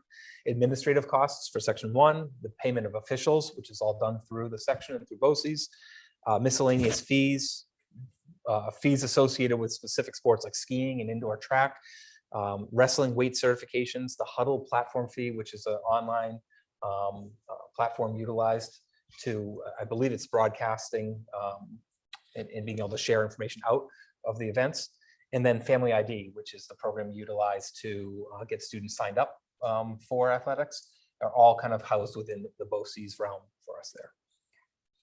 And I think then lastly, and I spoke very briefly about this the other night, included in that increase is the absorption of the ski program into our budget. So we've had, over the last handful of years, 3 pilot programs, ski, Ice hockey, and gymnastics. The ski program began as a pilot in 2015, 2016, and each year the district has increased its financial commitment to the program by approximately $2,500. And as the program has grown, we've continued to increase the overall expenditure. We've gotten to a point where this program, when looking at it as a pilot, has really grown to being a full-fledged year-over-year program. This year there were 38 participants on the boys and girls teams. That's a really large program for us. And it has sustained that level really since the inception. It's increased and has only grown. I think it was last year, we added an additional assistant coach to the program because of the size of it. And so it is really replicating and mirroring what many of our really well-supported programs are. And so we are recommending as part of the budget proposal to adopt the additional fees associated with that. That would be things like the ski lifts, fully funding the travel associated with it. And travel is expensive because it's on coach buses, because they need to have storage in order to get the equipment there as well. The competition fees, practice time on the mountain, student ski lift passes for them to be able to use and access the mountain, and some equipment. We provide equipment costs for all headgear for all sports. So true for this. So obviously for football, for lacrosse, for baseball, for ski, anything that to protect the head from injury, the school supports. Skis themselves, those are provided by the students. This is not us absorbing the cost of their ski gear and ski clothes associated with that as well. What happens for a student who may not be able to afford the ski gear? Do we have a process in place for them to be able to get it? We do. with We have minimal- had a process in place. and it's made known to the students so that they don't have to seek it out and out From the very themselves. beginning, especially these sports that came to us from parent request, Mhm. that was made clear from the beginning. Thank you. What's the outlook on the other two sports? You said ice hockey. Gymnastics. Yeah, I think that's a great question. So I'll touch on it because I think that there's probably a larger conversation that we should all have to kind of like analyze what do the pilots look like over time. Because we're specifically looking at one that I think has shown the strongest growth and the longest retention to it. Ice hockey has been hit or miss. We've had between 4 to 10 participants over the years, more in the modified program than in the varsity program. Ice hockey we don't have our own team that's a cooperative or collaborative team with other districts. I think the rationale probably for the lower number of students joining the varsity level is the cost associated with the varsity versus the modified programs. Gymnastics has gone through a variety of different iterations. I think initially it was just 2 students who I think were junior high school students. They competed with a local district who we were kind of like providing the venue for. As they aged out, the program has grown. I think this year there are 12 student athletes participating in it. But I think that's something that we certainly can have Anthony do a little bit of a deeper dive into. He did indicate that there's been some steady growth there in that program and some shifts to where it's now being practices and competitions are offsite. That was one of the confounding factors was the utilization of the San Marco gym for it because equipment can't be moved. So then it's not available for physical education as well. But I think that Anthony could probably glean a whole lot more than I can on that. I know hockey is boys and girls. Is gymnastics boys and girls also, or just? I don't know, I think we only have girls We only have girls. I'm not sure. but I don't at know. this time. If I remember correctly, I do recall at least one male participant in the past. The boys and girls teams are separate. So there's a regional girls hockey program now. I think we have one participate. And then separately, the boys is not like a whole regional. It's not all of Westchester. It's a smaller group of consortium teams. Going back to the ski part of it, I think what's the expenditure increase that we're looking to absorb? Right now, in the current year, the funding provided by the district is covering the cost of both coaches. And we would expect the net expenditure increase to be about $25,000 to the district by absorbing the remaining costs of the program next year. I think Anthony asked to make this point. I think like all of our programs, the size of our program does need to be analyzed along the way. Can we provide a safe environment? Can we provide appropriate supervision for? This is a program that is getting large. It's something we may need to look at as we go forward. And eventually there is a tipping point with the number that you can support in a fiscally responsible way while also being safe. So something that we'll have to look at with numbers as we look over the next couple of years. And I think on the back end of all of that, there's a 7% increase, right? And I just identified a few of the reasons why we expect to see that, most notably being just the clerical staff member changeover there. But in order to try to handle some of that swing, Anthony has reduced his equipment line by 25% and feels as though that in doing so is still able to provide the necessary equipment to support the programs. But that's helped us recoup some of that increase so that we didn't see an even larger year-over-year increase going forward. Judy, I'll pause again. I think if there are any questions on the items we've talked about so far before I jump into any below that. Board members, anybody have a?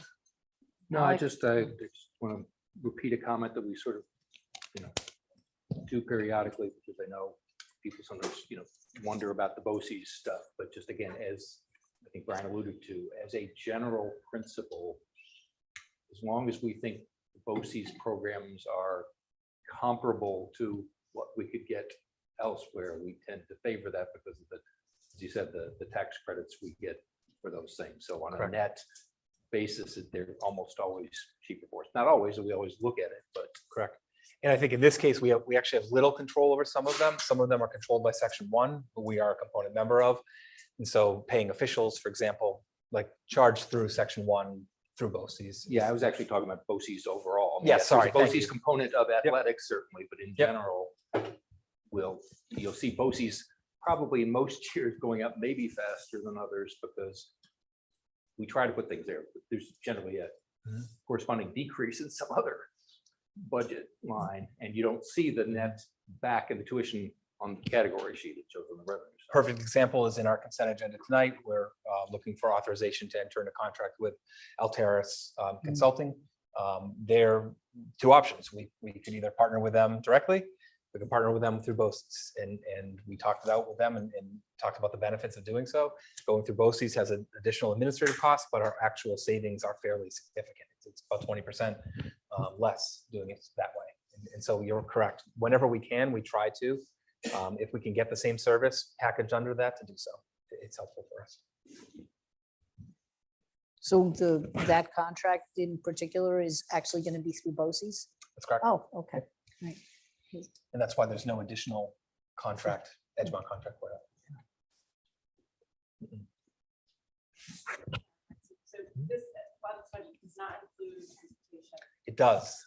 Where's the transportation? The transportation costs? It's not on this pie chart.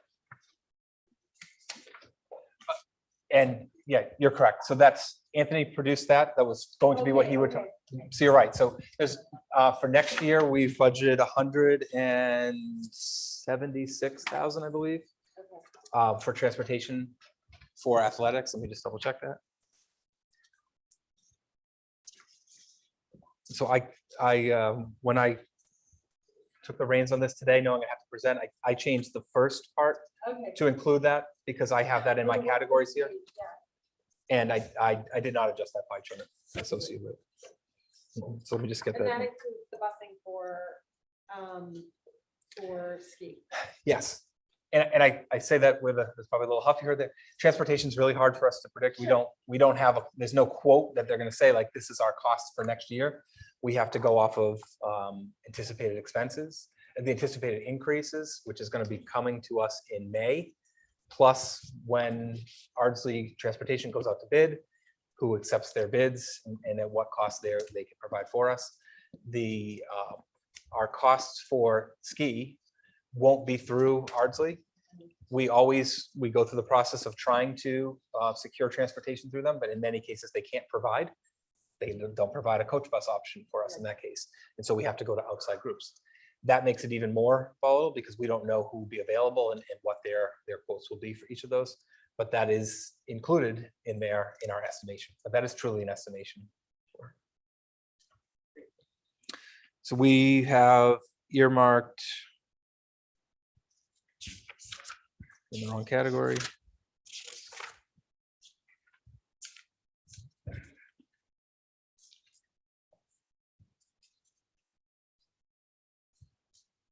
$179,000 as our estimated cost for transportation. Yep. That's up about 9,000 from what we budgeted last year in that same line.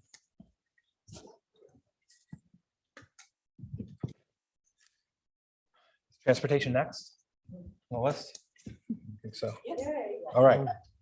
So I think I just spoke a lot about that, but I think just to bring everyone back in terms of what's happened over the last few years. 2 years ago, we proposed a budget that had anticipated expenditures in transportation to increase by almost 40%. And that was really the seminal moment where we said we had to look at this from a different perspective, worked with a transportation consultant, try to identify what ways are we able to bring ourselves back to a more normalized cost for that. So district chose to move in a direction of joining the consortium with the Ardsley School District. And in doing so, we were able to yield considerable savings last year. Those savings from last year to this year are not likely to be extreme. We expect an increase now in each year moving forward. The savings that we'll expect to see are really from what was budgeted or planned for 2 years ago when we went out to bid. We're a small district. We have small transportation needs across the whole. There are only a handful of vendors able to provide the service, and all of those things contribute to the rise in costs that we had to move away from in the end. Sorry, Brian. Yep. Does the transportation line include transportation for things like class trips? So great question. So yes, that is included in there. So we do budget Not as, because we don't, there's not a whole lot that we utilize, but at each building level, the principals and assistant principals do determine a anticipated budget for field trips, for class trips, for bringing students from the elementary school to the high school, for a program that we might offer here as well. And I think, sorry, just more importantly, what it does do is the transportation that we're talking about are for non-residents to private parochial schools. For students with special education placements that are out of district, we're obligated to pay that transportation for. And for our students in our half-day occupational education BOCES programs. So to and from our campus, they do a morning or they do an afternoon here, and they flip-flop and do the other at a BOCES campus.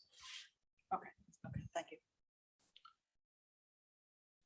Our anticipated expense this year is coming in lower than what that budgeted figure was, as you'll see in the category sheet.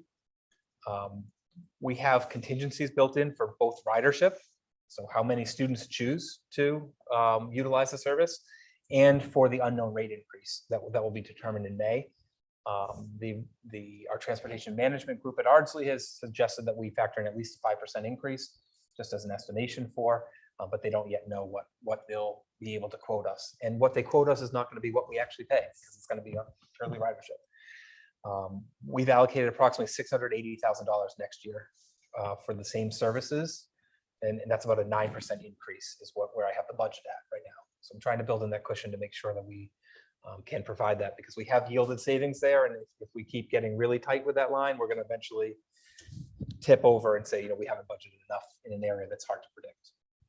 So this transportation line is just out of district and private and parochial transportation And also and includes the associated small fees amount from the buildings. from the buildings, but Yep. not field trips, but yes, field Yeah, trips. building, field trips. Okay, costs. field trips. And those are very small in comparison to the overall. Got it. One more quick question about that.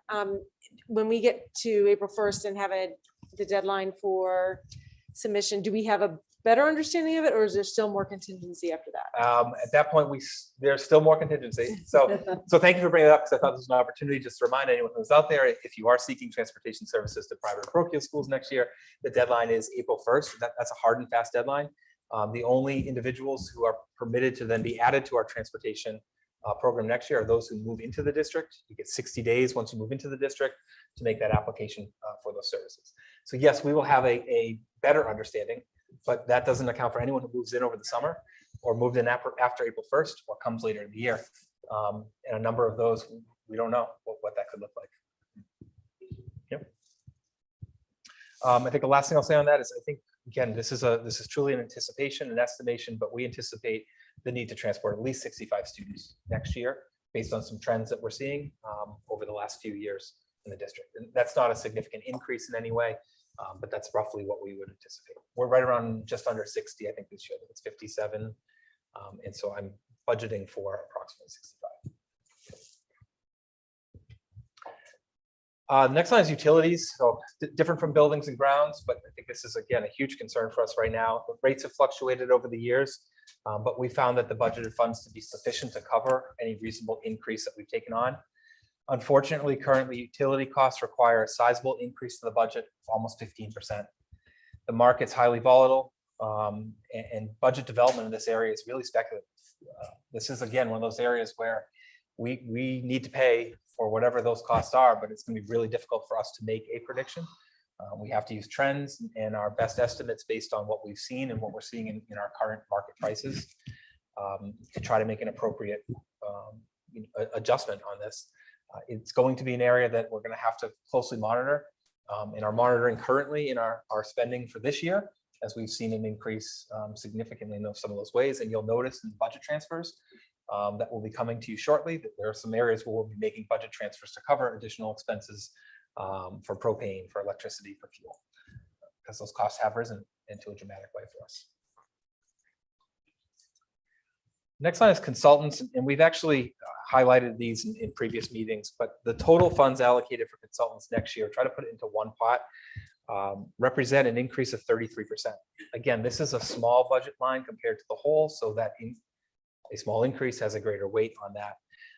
But that increase is almost flat with the actual expenditures in each of the last 2 years. And I think Dr. Curtin really alerted me to this in our budget development process, that I think we've under budgeted for this over the last few years. There are always unanticipated things. And I think maybe more so now than ever in our efforts to rebuild schools over the course of a year and have multiple instructional programs and different ways of looking at it, that we've always had to go back to the well to bring in additional programs and services. And so we've tried to capture some of that this year through some blanket contingencies for areas that we can't yet anticipate that might need additional support. Right now, across a few different lines, at $15,000 in as a contingency for some unanticipated needs. And that is part of that increase in budget. No, go ahead, please. You probably wouldn't get to it. I thought you were moving on. Okay. Including in the code are monies to support ongoing elementary writing workshop model, math and focus, problem-based learning experiences in junior, senior high school, additional targeted consultant work in the areas of DEI policy implementation, tri-states training, strategic planning, administrative coaching, newsletter creation, and website support are really some of the areas, the largest areas that are leading to that overall cost. Okay, you didn't answer. Try. When I went back to the consultant tab, because this was one of, in terms of percentages, obviously, the numbers are such, but here it says 234,000 and change, and here this line is, but basically it didn't match up, and I wanted to know why the number in the tab is bigger than the number on the category sheet. Great question. Let's take a look. Sorry, in my shuffling of papers, I've lost my category. Oh, sure. Thanks.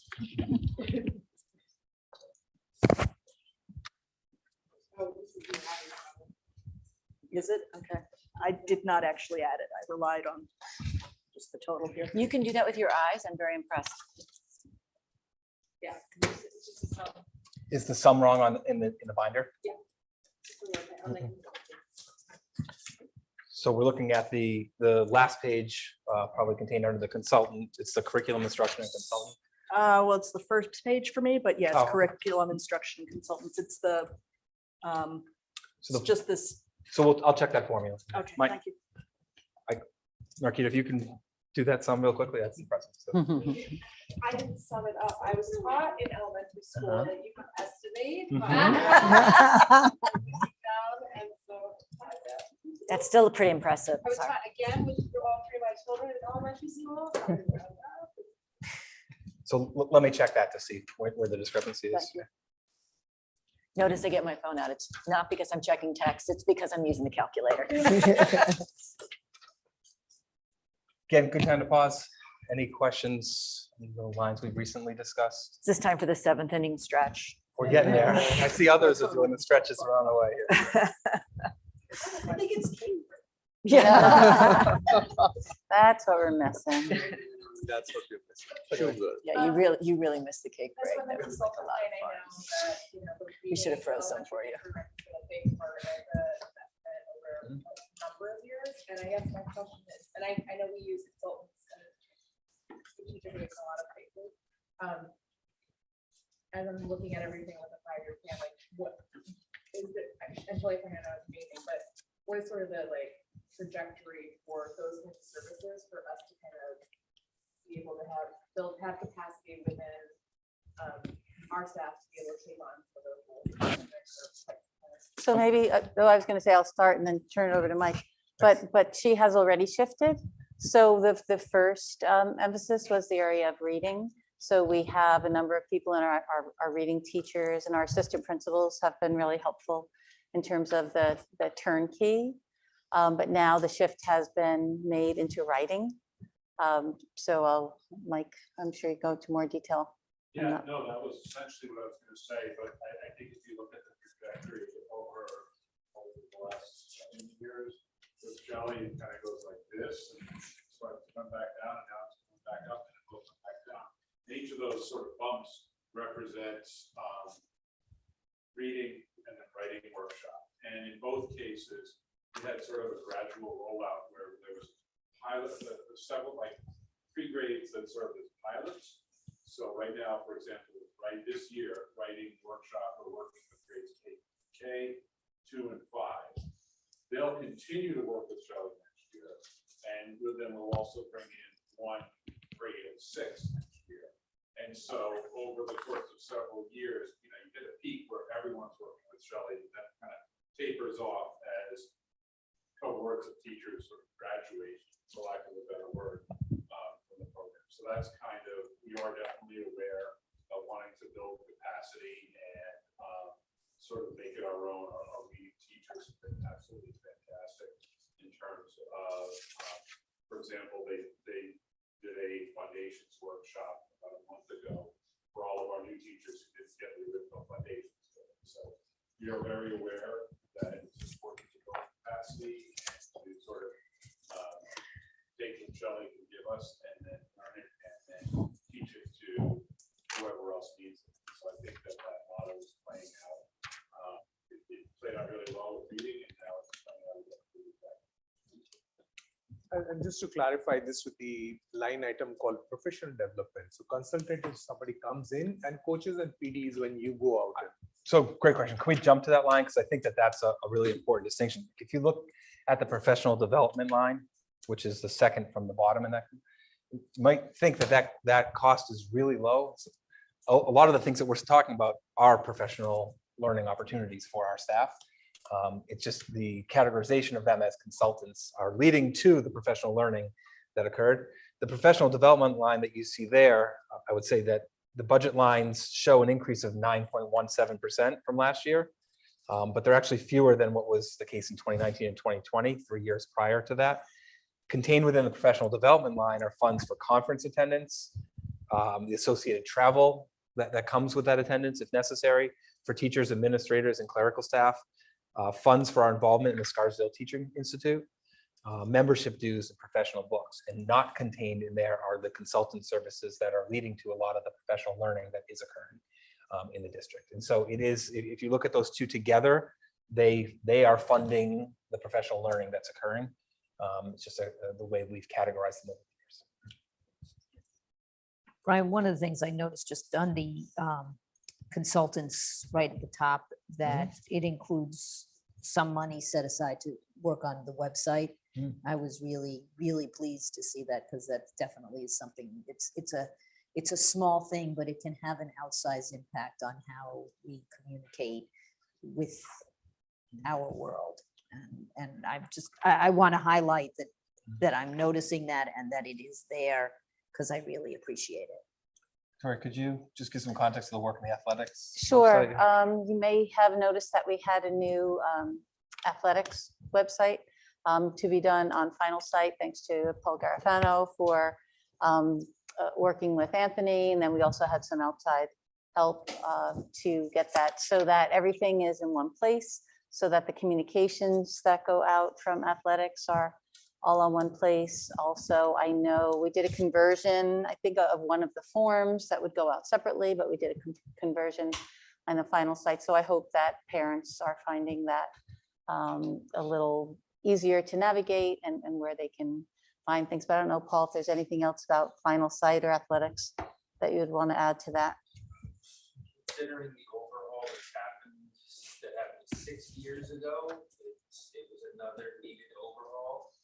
The consultant that worked for the district that facilitated the updating of the athletics website can hopefully further help us with just the day-to-day things that need to happen. There's so many great things happening around Edgemont every day. And as teachers and administrators, sometimes it's challenging for us to capture that both through pictures and through words. So hopefully this consultant can continue to work with the district and maybe capture some more of the day-to-day highlights. Thank you.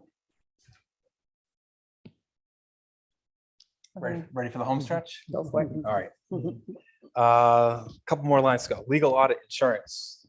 So although the lines that contribute to the category are budgeted at a 6.69% reduction from last year, it's, I think, far more important for us to compare this to our actual anticipated expenditures. Again, this is one of those areas where looking at the budget to budget doesn't make a whole lot of sense.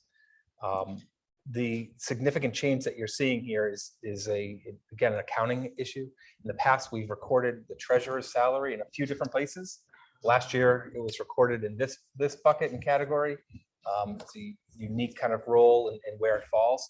And we've moved that out with the addition of the advocacy for a full-time assistant business official, treasurer, and that's been put back into the administrative lines. So with the reduction of that, that's really where we're seeing a significant shift in the overall cost.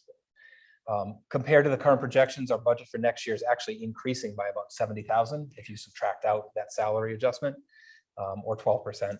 This is due to increased costs related to cybersecurity, something that we've spoken to many of you about in a variety of different settings. Additionally, contained within the budget are funds to cover the expenses associated with our bond-related legal consultation and legal fees associated with the acquisition of subsequent bond anticipation notes or going out to bond itself. I'm going to put a big asterisk on this category. We are in the process of getting our insurance rates just for buildings and grounds, and our overall kind of like umbrella insurance right now. And based on some redefining of our costs to replace the buildings if they were completely destroyed and what coverages we were previously provided, I'm anticipating that this might increase a lot. If it increases to a point where I don't believe that we're going to be able to support it with the budget we've proposed, at a subsequent meeting, we'll talk about what adjustments might be necessary to handle that, whether that means using additional reserves or scaling back on some other area to be able to take that on. It really came up, and we get a renewal document every year, and we kind of have to sign off on different things. And the figures that were listed for the buildings for their total replacement costs kind of caught my eye, based on our expected construction costs that are coming up and the price per square foot. It just didn't seem to match up. And I would anticipate anywhere between 20 and 30% increase from what I might have budgeted here for the umbrella policy that we have. And don't know what that number is, and I don't want to make any speculation now. So I think that might be something we may need to come back to in the next month or so. So I think put that on hold. I think we'll probably have further conversations at another meeting. Extracurricular activities. So, contained in this category are stipends and salaries related to a number of different programs. I'm not going to list them all. There are many, but some highlights: the debate program, chess, after-school music program, senior options, the dramatic and musical productions, student clubs, cultural arts liaison, science coordinators at the elementary school, and chaperones, just to name a few. The expenses in the category are anticipated to increase, are 4.57% less than the current year's budget. And this is again due to an accounting change, trying to put things in the buckets I think make most sense. Historically, we've put money for the athletic chaperones in this category, and basically all chaperones are there. And we're trying to put those in the athletics budget because it's more in line with where we're seeing changes in the program. So I want to see what effect happens in athletics and what is the overall increase there. And so by moving those expenditures out to that line, we're seeing a decrease in this line here. I didn't mention that as one of the increases in athletics. It probably should have as part of the 7% as well. The tertiary line. That's not easy work to do, but it really creates a better view of where we're spending money and the impact of decisions. Thank you. On various different areas. So, thank you. 2 to go. So tertiary. So I think, as we all know, tertiary claims are claims for businesses basically in the area where they're challenging their tax assessment. And we know a number of times we've brought to the board recommendations to settle for some of the refunds on those property taxes in time. We have a number of obligations. We have a number of liabilities out there. We track all of this on a pretty complicated spreadsheet, and we have a tertiary counsel who helps us as well. Our auditors, when they come in to do the financial audit, analyze this because it's a significant fund for us. We have about $5.6 million in our tertiary reserve right now. It seems like a tremendous amount of money, but what that represents is actually about 30% of our overall exposure currently. That's normal. That's not a scary thing that we're 70% underfunded. That's above what the average return rate is on the settled tertiary claims, which are coming in closer to 21 to 25% through time. And so we're very well funded for that right now. And I feel comfortable where that position is. And in addition to that, last year we were able to add a significant amount to our tertiary reserve with surpluses that existed at the end of the year. we put in $943,000 to that. And with that additional money going in and putting us in that position, I feel as though we can reduce the line that we've had in the budget for certiorari down to $200,000. The line that's in the budget, so in the general fund, is to account for unanticipated claims and claims that we do not have targeted funds for. And so we utilize that when we don't have funds in the reserve targeted for a specific property. I think that the reduction from 300 a few years ago down to 250 and now to 200, I think is appropriate in line with where we are. Just for clarification, so people understand, because as you said, there's a fair gap between what we've got. So exposure is just what people have asked for, right? That's correct. And they can ask for pretty much anything.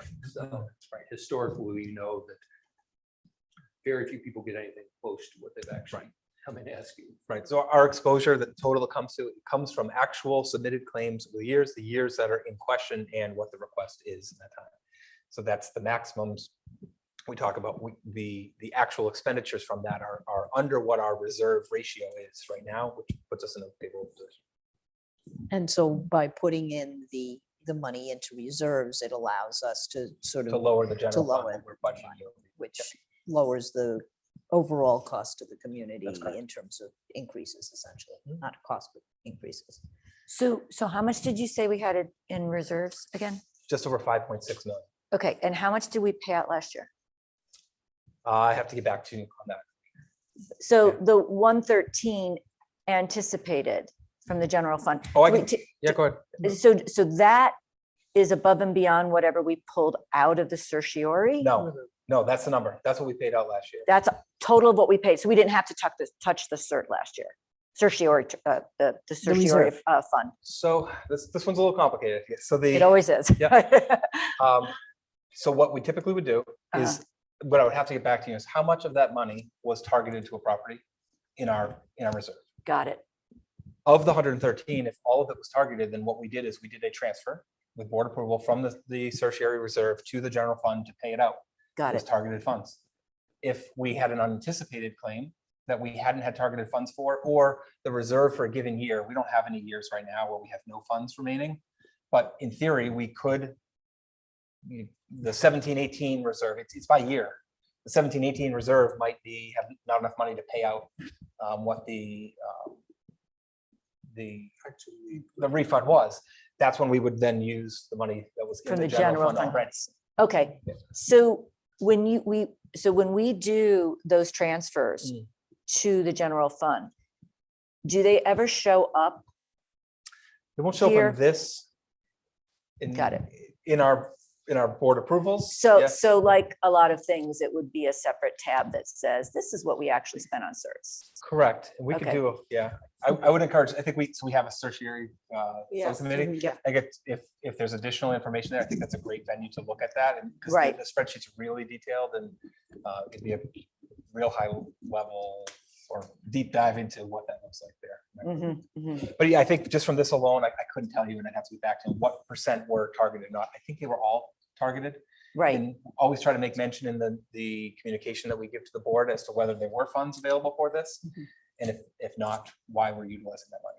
And I think one good way to think about this is any money that is not used from the general fund that was put in that line ends up in some way going to the certiorari reserve right. for the next year if we have a surplus Right. remaining at the end of the year. And honestly, your explanation is adequate. You don't need to do any more homework on that one for me. Thanks. And when we put it into the reserve, we're- and when we put it into reserve, so what you just said is we're putting it in specific to a year. We Correct. have to target to a specific That's year. correct. Okay, Yep, and so I think the last thing I'll say about the certiorari reserves, I think we're constantly monitoring and we'll be going through some work with our certiorari council over the next couple of weeks to determine, are we able to close out any years that we no longer have obligations for? I don't believe that's going to be the case yet this year, but we'll be pretty close to being able to do so in a subsequent year. and at a certain point by legal requirement, the timing runs out effectively. That's correct. Yep. Okay. And that money will, whatever remains in that year will either go back to the public or be rolled over to the subsequent, the next year's certiorari. Okay. Good, so those are our options. Is the reval that happened a few years ago starting to have an impact on the number of claims we're getting? I'll hold my answer for that till I get a chance to unpack everything that was just sent from our council. I would anticipate that inspires some increases, but I don't know that that is actually factual. So let me take a Well, look. it Yeah. initially, I would imagine, caused some increase in claims, but Yeah, now. certainly what- isn't small claims, the scars. I think that there's probably a very easy correlation between those two. Mhm. I don't know the impact on the certs in that way. But Also, that would be a good trailing number in a sense, like, if something goes wrong this year, I'll still take maybe another 24 months before I file the claim. So it's a good trailing number. yeah, a lot of the ones that we've seen come Well, I through. guess, that's really my question have we caught up to the trail yet, basically? It's Still too early. Okay. We're in Yeah, I would second agree. year of the whole pandemic, so maybe a year down, you might see some things. I would agree, because we still have reserves that date back 5-6 years that were still our liabilities for us and are coming due recently through some of our conversations. So. And then the last line, technology. Paul Garofano, I think, spoke in great detail, so I won't go too deep with this one, but budget funds in the area of technology continue to hover around $1 million with a budget to budget increase of 3.2%. At the January 11th meeting, we presented in a bunch of different areas that kind of explain that. And I'll just list some of the highlights. So replacements and additions to our Chromebook inventory, approximately $157,000. Cloud-based learning applications are about $125,000. Additional funding to support our growing STEAM program in a total of $40,000. Continued funding on our installment purchase agreements for 98 Promethean panels that we've now outfitted every classroom with, which has made a significant difference. So it's like having a lease, or a loan that we're paying off over a short time. It's a $100,000 commitment next year, and additional funding for increased infrastructure to support our cybersecurity protocols and practices. So those go hand in hand with our insurance requirements as it relates to cybersecurity. We need to do some work in-house to also enhance our abilities there. Now, I did not in any way discuss the revenue sheet. I think we went through this in pretty great detail about each of the lines, but I would, if there's any desire to talk about the usage of TRS, ERS, or the appropriated fund balance as a way to bridge that gap, I think that's a great thing we could talk about. But I think ultimately I'll pass it back to you, Judy, let the board take it in whatever direction you'd like to go with any questions that you have. I did have that exact question, actually, Brian. I mean, I know there's obviously the benefit that by drawing from the reserves, it allows us not to go over the tax cap. But if you could speak to perhaps other rationales or benefits for drawing from the reserves, because presumably they're there for a reason, and drawing them down on a regular basis, I'd like to understand that. Sure. So I think we could go back, way back machine. Use some stories from Sue Shurkin. And when she started in the position, we basically had no reserves as a district. That's a terrible financial position to be in, because you're going to take every swing, the highs and lows, and you're going to have any challenge that comes for emergencies. It's going to be really put a real pinch on the district. I think she and the boards worked incredibly hard to build those reserves up. And I think that we're in a position now where we feel much better about our overall position. That money that exists in those reserves, whether it be the teacher retirement system, TRS, the employee retirement system, ERS, EBLR, which is employee post-employment benefit accrued liabilities, it's a small one, tertiary reserve, that is district money. That is money that the taxpayers have contributed at some point in time that we've been able to nest away, just like we'd all like to be able to do in our own home environments, to be able to deal with swings and challenges as they come. In addition to that, we're able to carry up to a 4% statutory limit fund balance of your budget. So you take 4% of your overall budget, you can just carry that in an unassigned fund balance to be utilized if there was an emergency. We could dip into it, but we could also utilize it to help us bridge budgets over time. So I think best way for me to look at it, it's community's money that has been put in to help us in subsequent years. And we hope that we're always able to keep a cycle of adding to the reserves so that when we withdraw from it, to be able to keep the tax rate in a place that we are comfortable with, and to try to smooth those rates out over a number of years, that we can utilize it to the benefit of taxpayers. I think when you look at this year specifically, there is a gap when you look at all of the revenue sources that we can bring in, that we expect, and what we actually think our overall operating budget is. And we've got to find some way of bridging that. One option, as you said, would be raise the cap, go above the cap and do so. It's a difficult proposition to carry in a situation like this where we have appropriate reserves that we could utilize. The use of the roughly $900,000 of TRS and ERS is not deflating those reserves. I wrote it down actually on a small piece of paper thinking I might have this question tonight. I can't find it. I think it's roughly about 25 to 30% of those two reserves, but we've had a pattern of being able to also reflate them at the end of this year. So if we put no additional money into them, we would be reducing them by between 25 and 30%. But I anticipate that we'll be able to put some back in as well to keep us in a good position. I think that's one piece that, again, because it isn't clear in the numbers that we see here, because it's a year-end, where we stand decision that's made. Right, at the beginning of the year, you're looking what you need to say, bridge those gaps. Say, okay, we think we're going to pull 900,000 between those two to do that. But we always have contingencies across the board for things, because unlike their corporation, which you can say, well, we thought we were going to spend 10 million, but we need to spend 12 million, so we'll just spend the extra and deal with it. We don't have that luxury. If we don't have those contingencies built into that budget, we've got a problem. So we build on these contingencies. So most years, unless something really extraordinary happens, so you get to the end of the year, we might put that same amount that we drew down. We might put more than we drew down back at the end of the year. So it's not, as I said, I mean, people, I think it's very normal to look at this and say, oh, draw down a quarter, in 4 years, it'll be gone. Fortunately, right, most years we'll put back as much or more than there, but just you don't see that in these numbers when we go through. So really, it's just a function of timing of when the documents are. So this one Correct. comes out now. Yep. The money will be there, sorry. Yep. Down the road. Blair complains about that. Yeah, I think there'll be a resolution that we'll make at some point late spring with some up to limits, which is authorizing, getting board authorization to put up to those amounts into our reserves. But we then can't even make that decision until our audit is closed. So that's like, August, September, where we actually make the transfers. They need to do the final crunch of numbers. Not to make it more complicated than it is, I think to Alex's point, we might not even use that. Because this is just a planning document, right, of what is going to come in. And on the other side, it's just a plan for what the expenditures might be. Neither one is going to be accurate. The other side's blank. Right. I know. That's been the theme If for the- only, if only.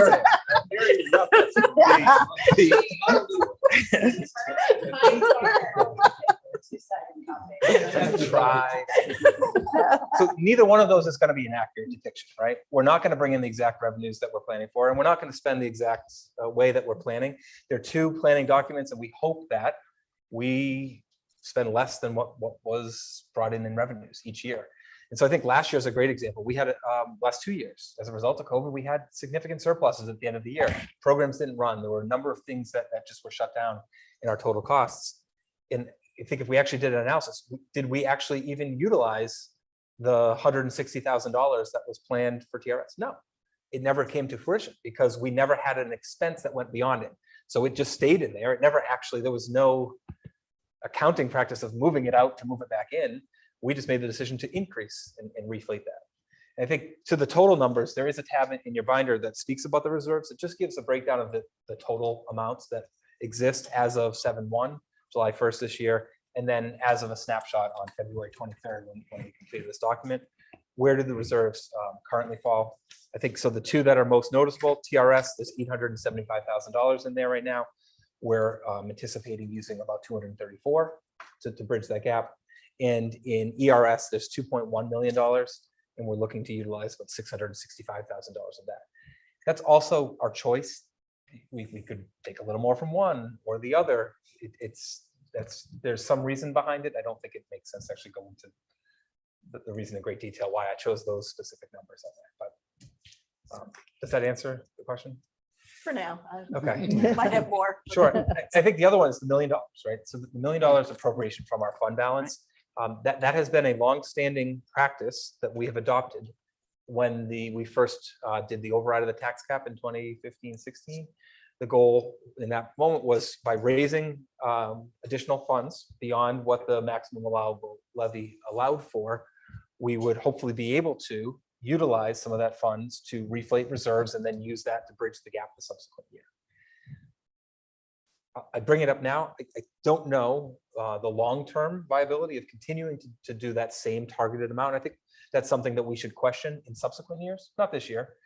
We're seeing an increase in foundation aid to levels that we haven't been able to see over years, at about $1 million this year and anticipated $1 million next year. As we start to budget, the budgeting has to be able to absorb the ability to be able to give back $1 million each year on that. We might need to look to exit that at some point, while still maintaining a more stable tax rate increase. And I can assure you that there will be a year, because given how high the inflation is, that you will hit a zero inflation at some point of time, and you will actually be able to use this number at that point of time too. It might need to at that time. Yeah. I also happen to know that that was always a hot button of David Child's, and it's his birthday today. So that would be really nice. I will let him know. Happy birthday. So, and then, it's, I would say that it's very good to run this number when you're running a high inflation, because, you never know how the future could be. So I would be conservative in running that number for now. So. Great. I think we talked a little bit about advocacy earlier. I think one area where there's been strong advocacy has been for an increase to the 4% threshold of unassigned fund balance. Standard business practices would suggest they should have far more than that, but and in fact, if we look at towns and municipalities or other government entities in New York State, they don't have that same 4% threshold. And so it's always been kind of like a thorn and sticking point for why that is the case.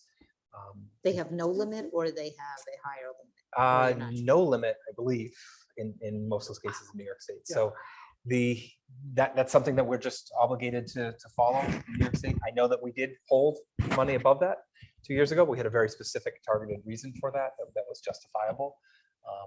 But that's something that we will continue to advocate for through subgroups that we're involved in, because it just gives us greater flexibility to put it in an unassigned category than it is to put it in any place that requires additional mechanisms for the input output of that. And then if you put that in context, what kind of numbers do we run if we include all the reserves that we're carrying under different categories? So we're running more than 4. So if we add ERS, TRS, appropriated, then what would that number look like?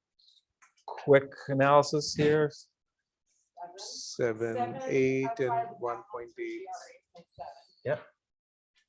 So I think that's our, and I think we would like to be able to have that unassigned fund balance in addition to, because I think, like the tertiary reserve is targeted to specific events, right? There's a reason. Yeah, tertiary I can understand, but if the TRS, ERS and the appropriated fund balance, if you just add up these 3 numbers, we are looking at close to 1.8, 1.9, and that is roughly about 3% addition on top of 4%.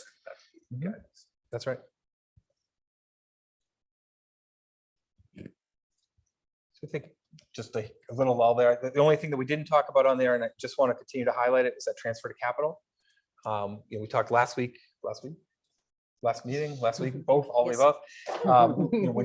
Our plan right now and our proposal will be to you, the board, and voters, if you adopt that, is a $700,000 transfer to capital that would be to be utilized for the replacement of the windows at Sealy Place.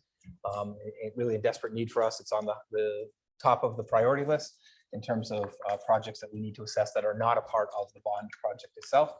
And that is a decrease from last year, and had conversations with a few board members about what things should we be targeting, because there are a number of items on our 5-year facilities plan that will need to be addressed in a number of years. I think that this directly speaks to that last priority of being fiscally responsible. I think how much we choose to take there is a straight addition to the tax levy. So it has a significant impact on what we're asking of taxpayers. We felt as though that number both fit our needs for that project without asking for more than we thought was really necessary, or would create such a spike in the tax rate that may not be favorable for us as a district. The only question I have with regard to the number is, given the rate of inflation that we are currently facing, is that going to get us to completion? Great question. So we, again, would be highly speculative to Yeah. say yes. I think that goes back to, Well, I'm just asking if you've allowed for some kind of so we don't, sufficient cushion. so the way that given- these go, the hard part about this is we don't have a hard quote, right? So we have estimations performed by some experts, but the process would be approval. Once we have approval, we then start to work up the specs, go out to bid, all of those things will come in. So it is an estimation for. This again highlights, I think, the need for our the buildings and ground lines and that $400,000 of district-wide improvements that we've used to be able to supplement projects when we haven't been able to do that. It is something, I think it's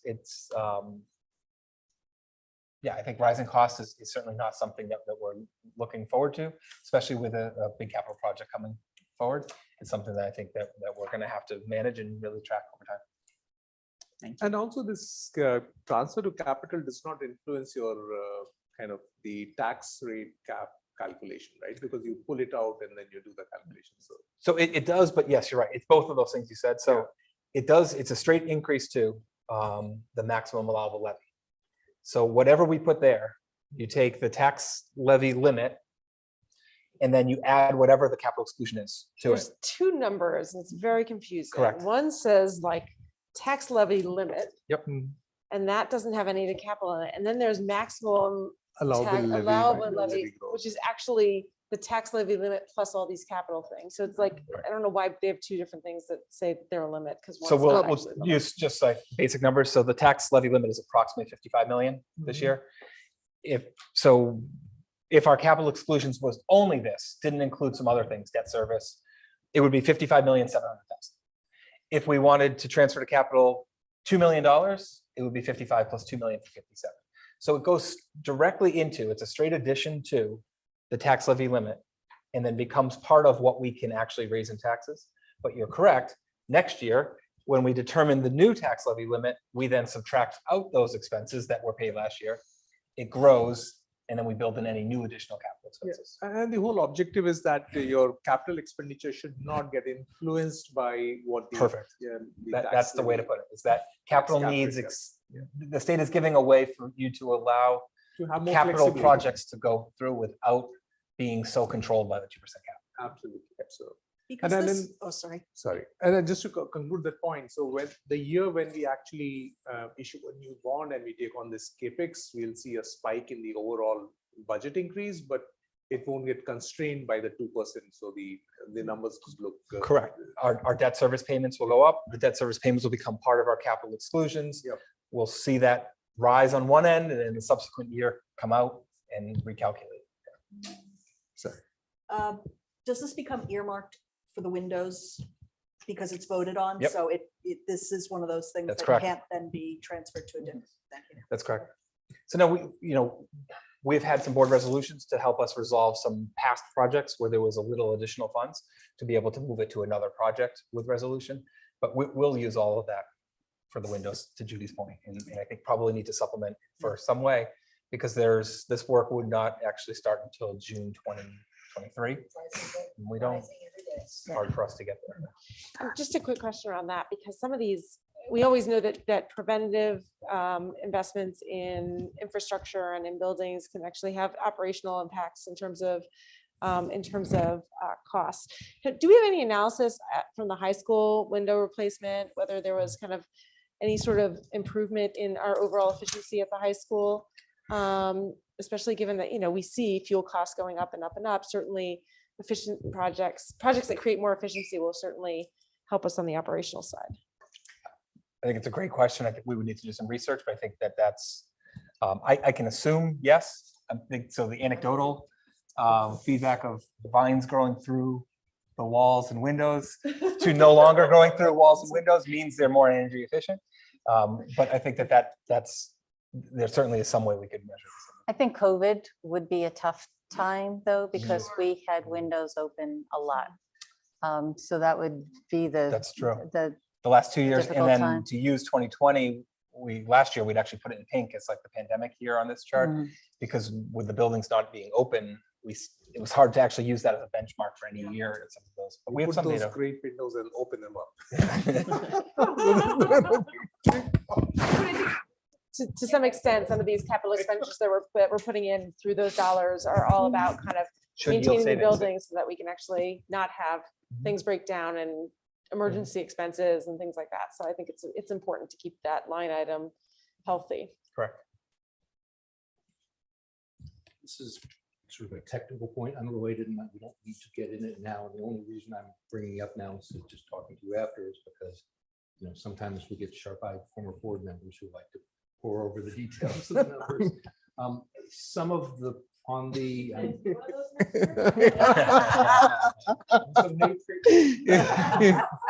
He's already forewarning everybody. On the category sheet. Yep. The budget to budget percentage increase numbers, some of those are off. If you just want to take a real quick, if you look at debt service, right? Mhm. Debt service was down $87.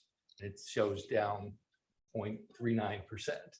So, and I spot checked, because as you know, I built my own Yep. version of it. So I think I know that one. I think as we discussed at some point, the maturity of the bond anticipation note, that $8,000 increase. My guess is that that number does not include when I added that into after the first round of this. Right, no, so I'm sure there are a number of those things. I mean, Yep. most, I didn't see any that were material different Sure. for this conversation's purpose, but just in terms of, I'll take a look. Thank you. I think there are a few of those. Okay. We'll save it for next year for you.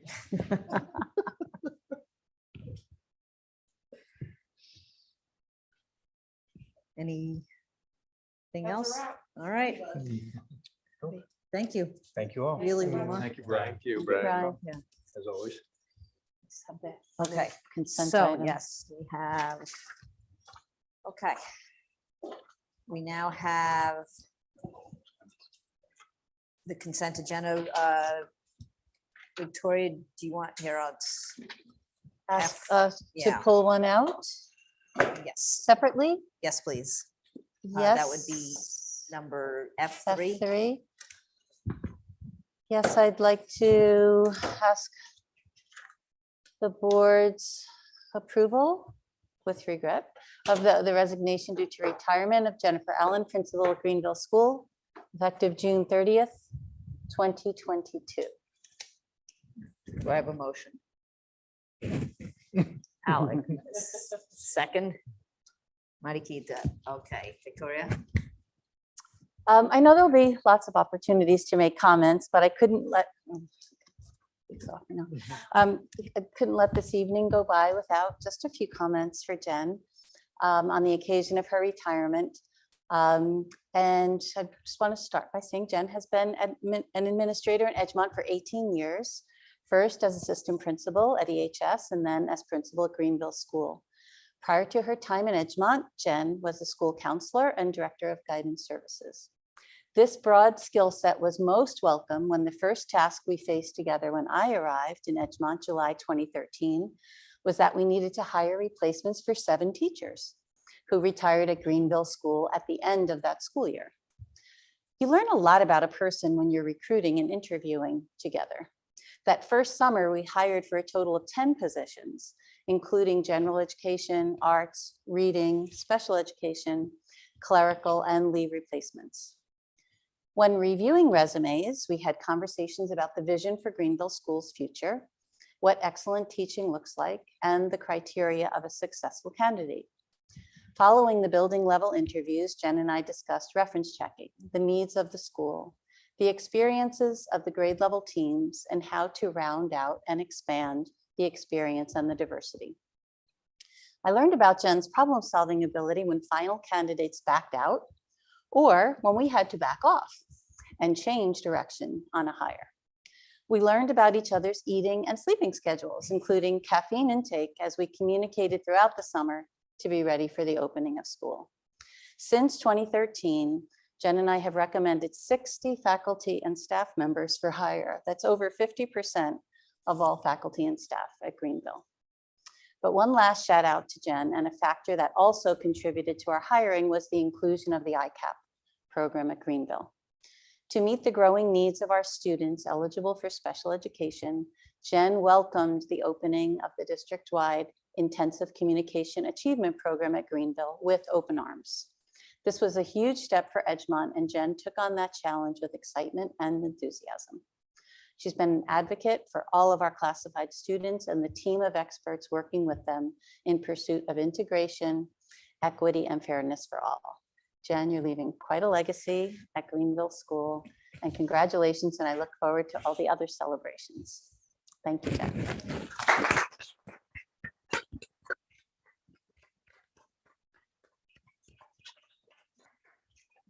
So with that, we need a vote. All in favor? Congratulations, Jen. We have a few other items. F, new business, numbers 1, 2, and 4. And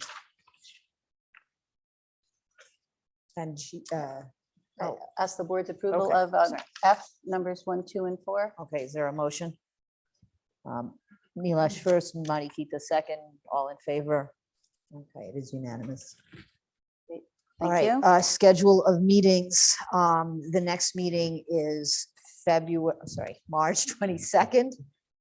It will be a regular meeting, meaning we start at 7 PM and immediately adjourn into executive session. The public session will then resume at 8 PM. The meeting after that will be April 6th with the same schedule. And I think that's it for now. Great, okay, motion to adjourn. Jennifer, Alec, we are adjourned. Thank you, everybody.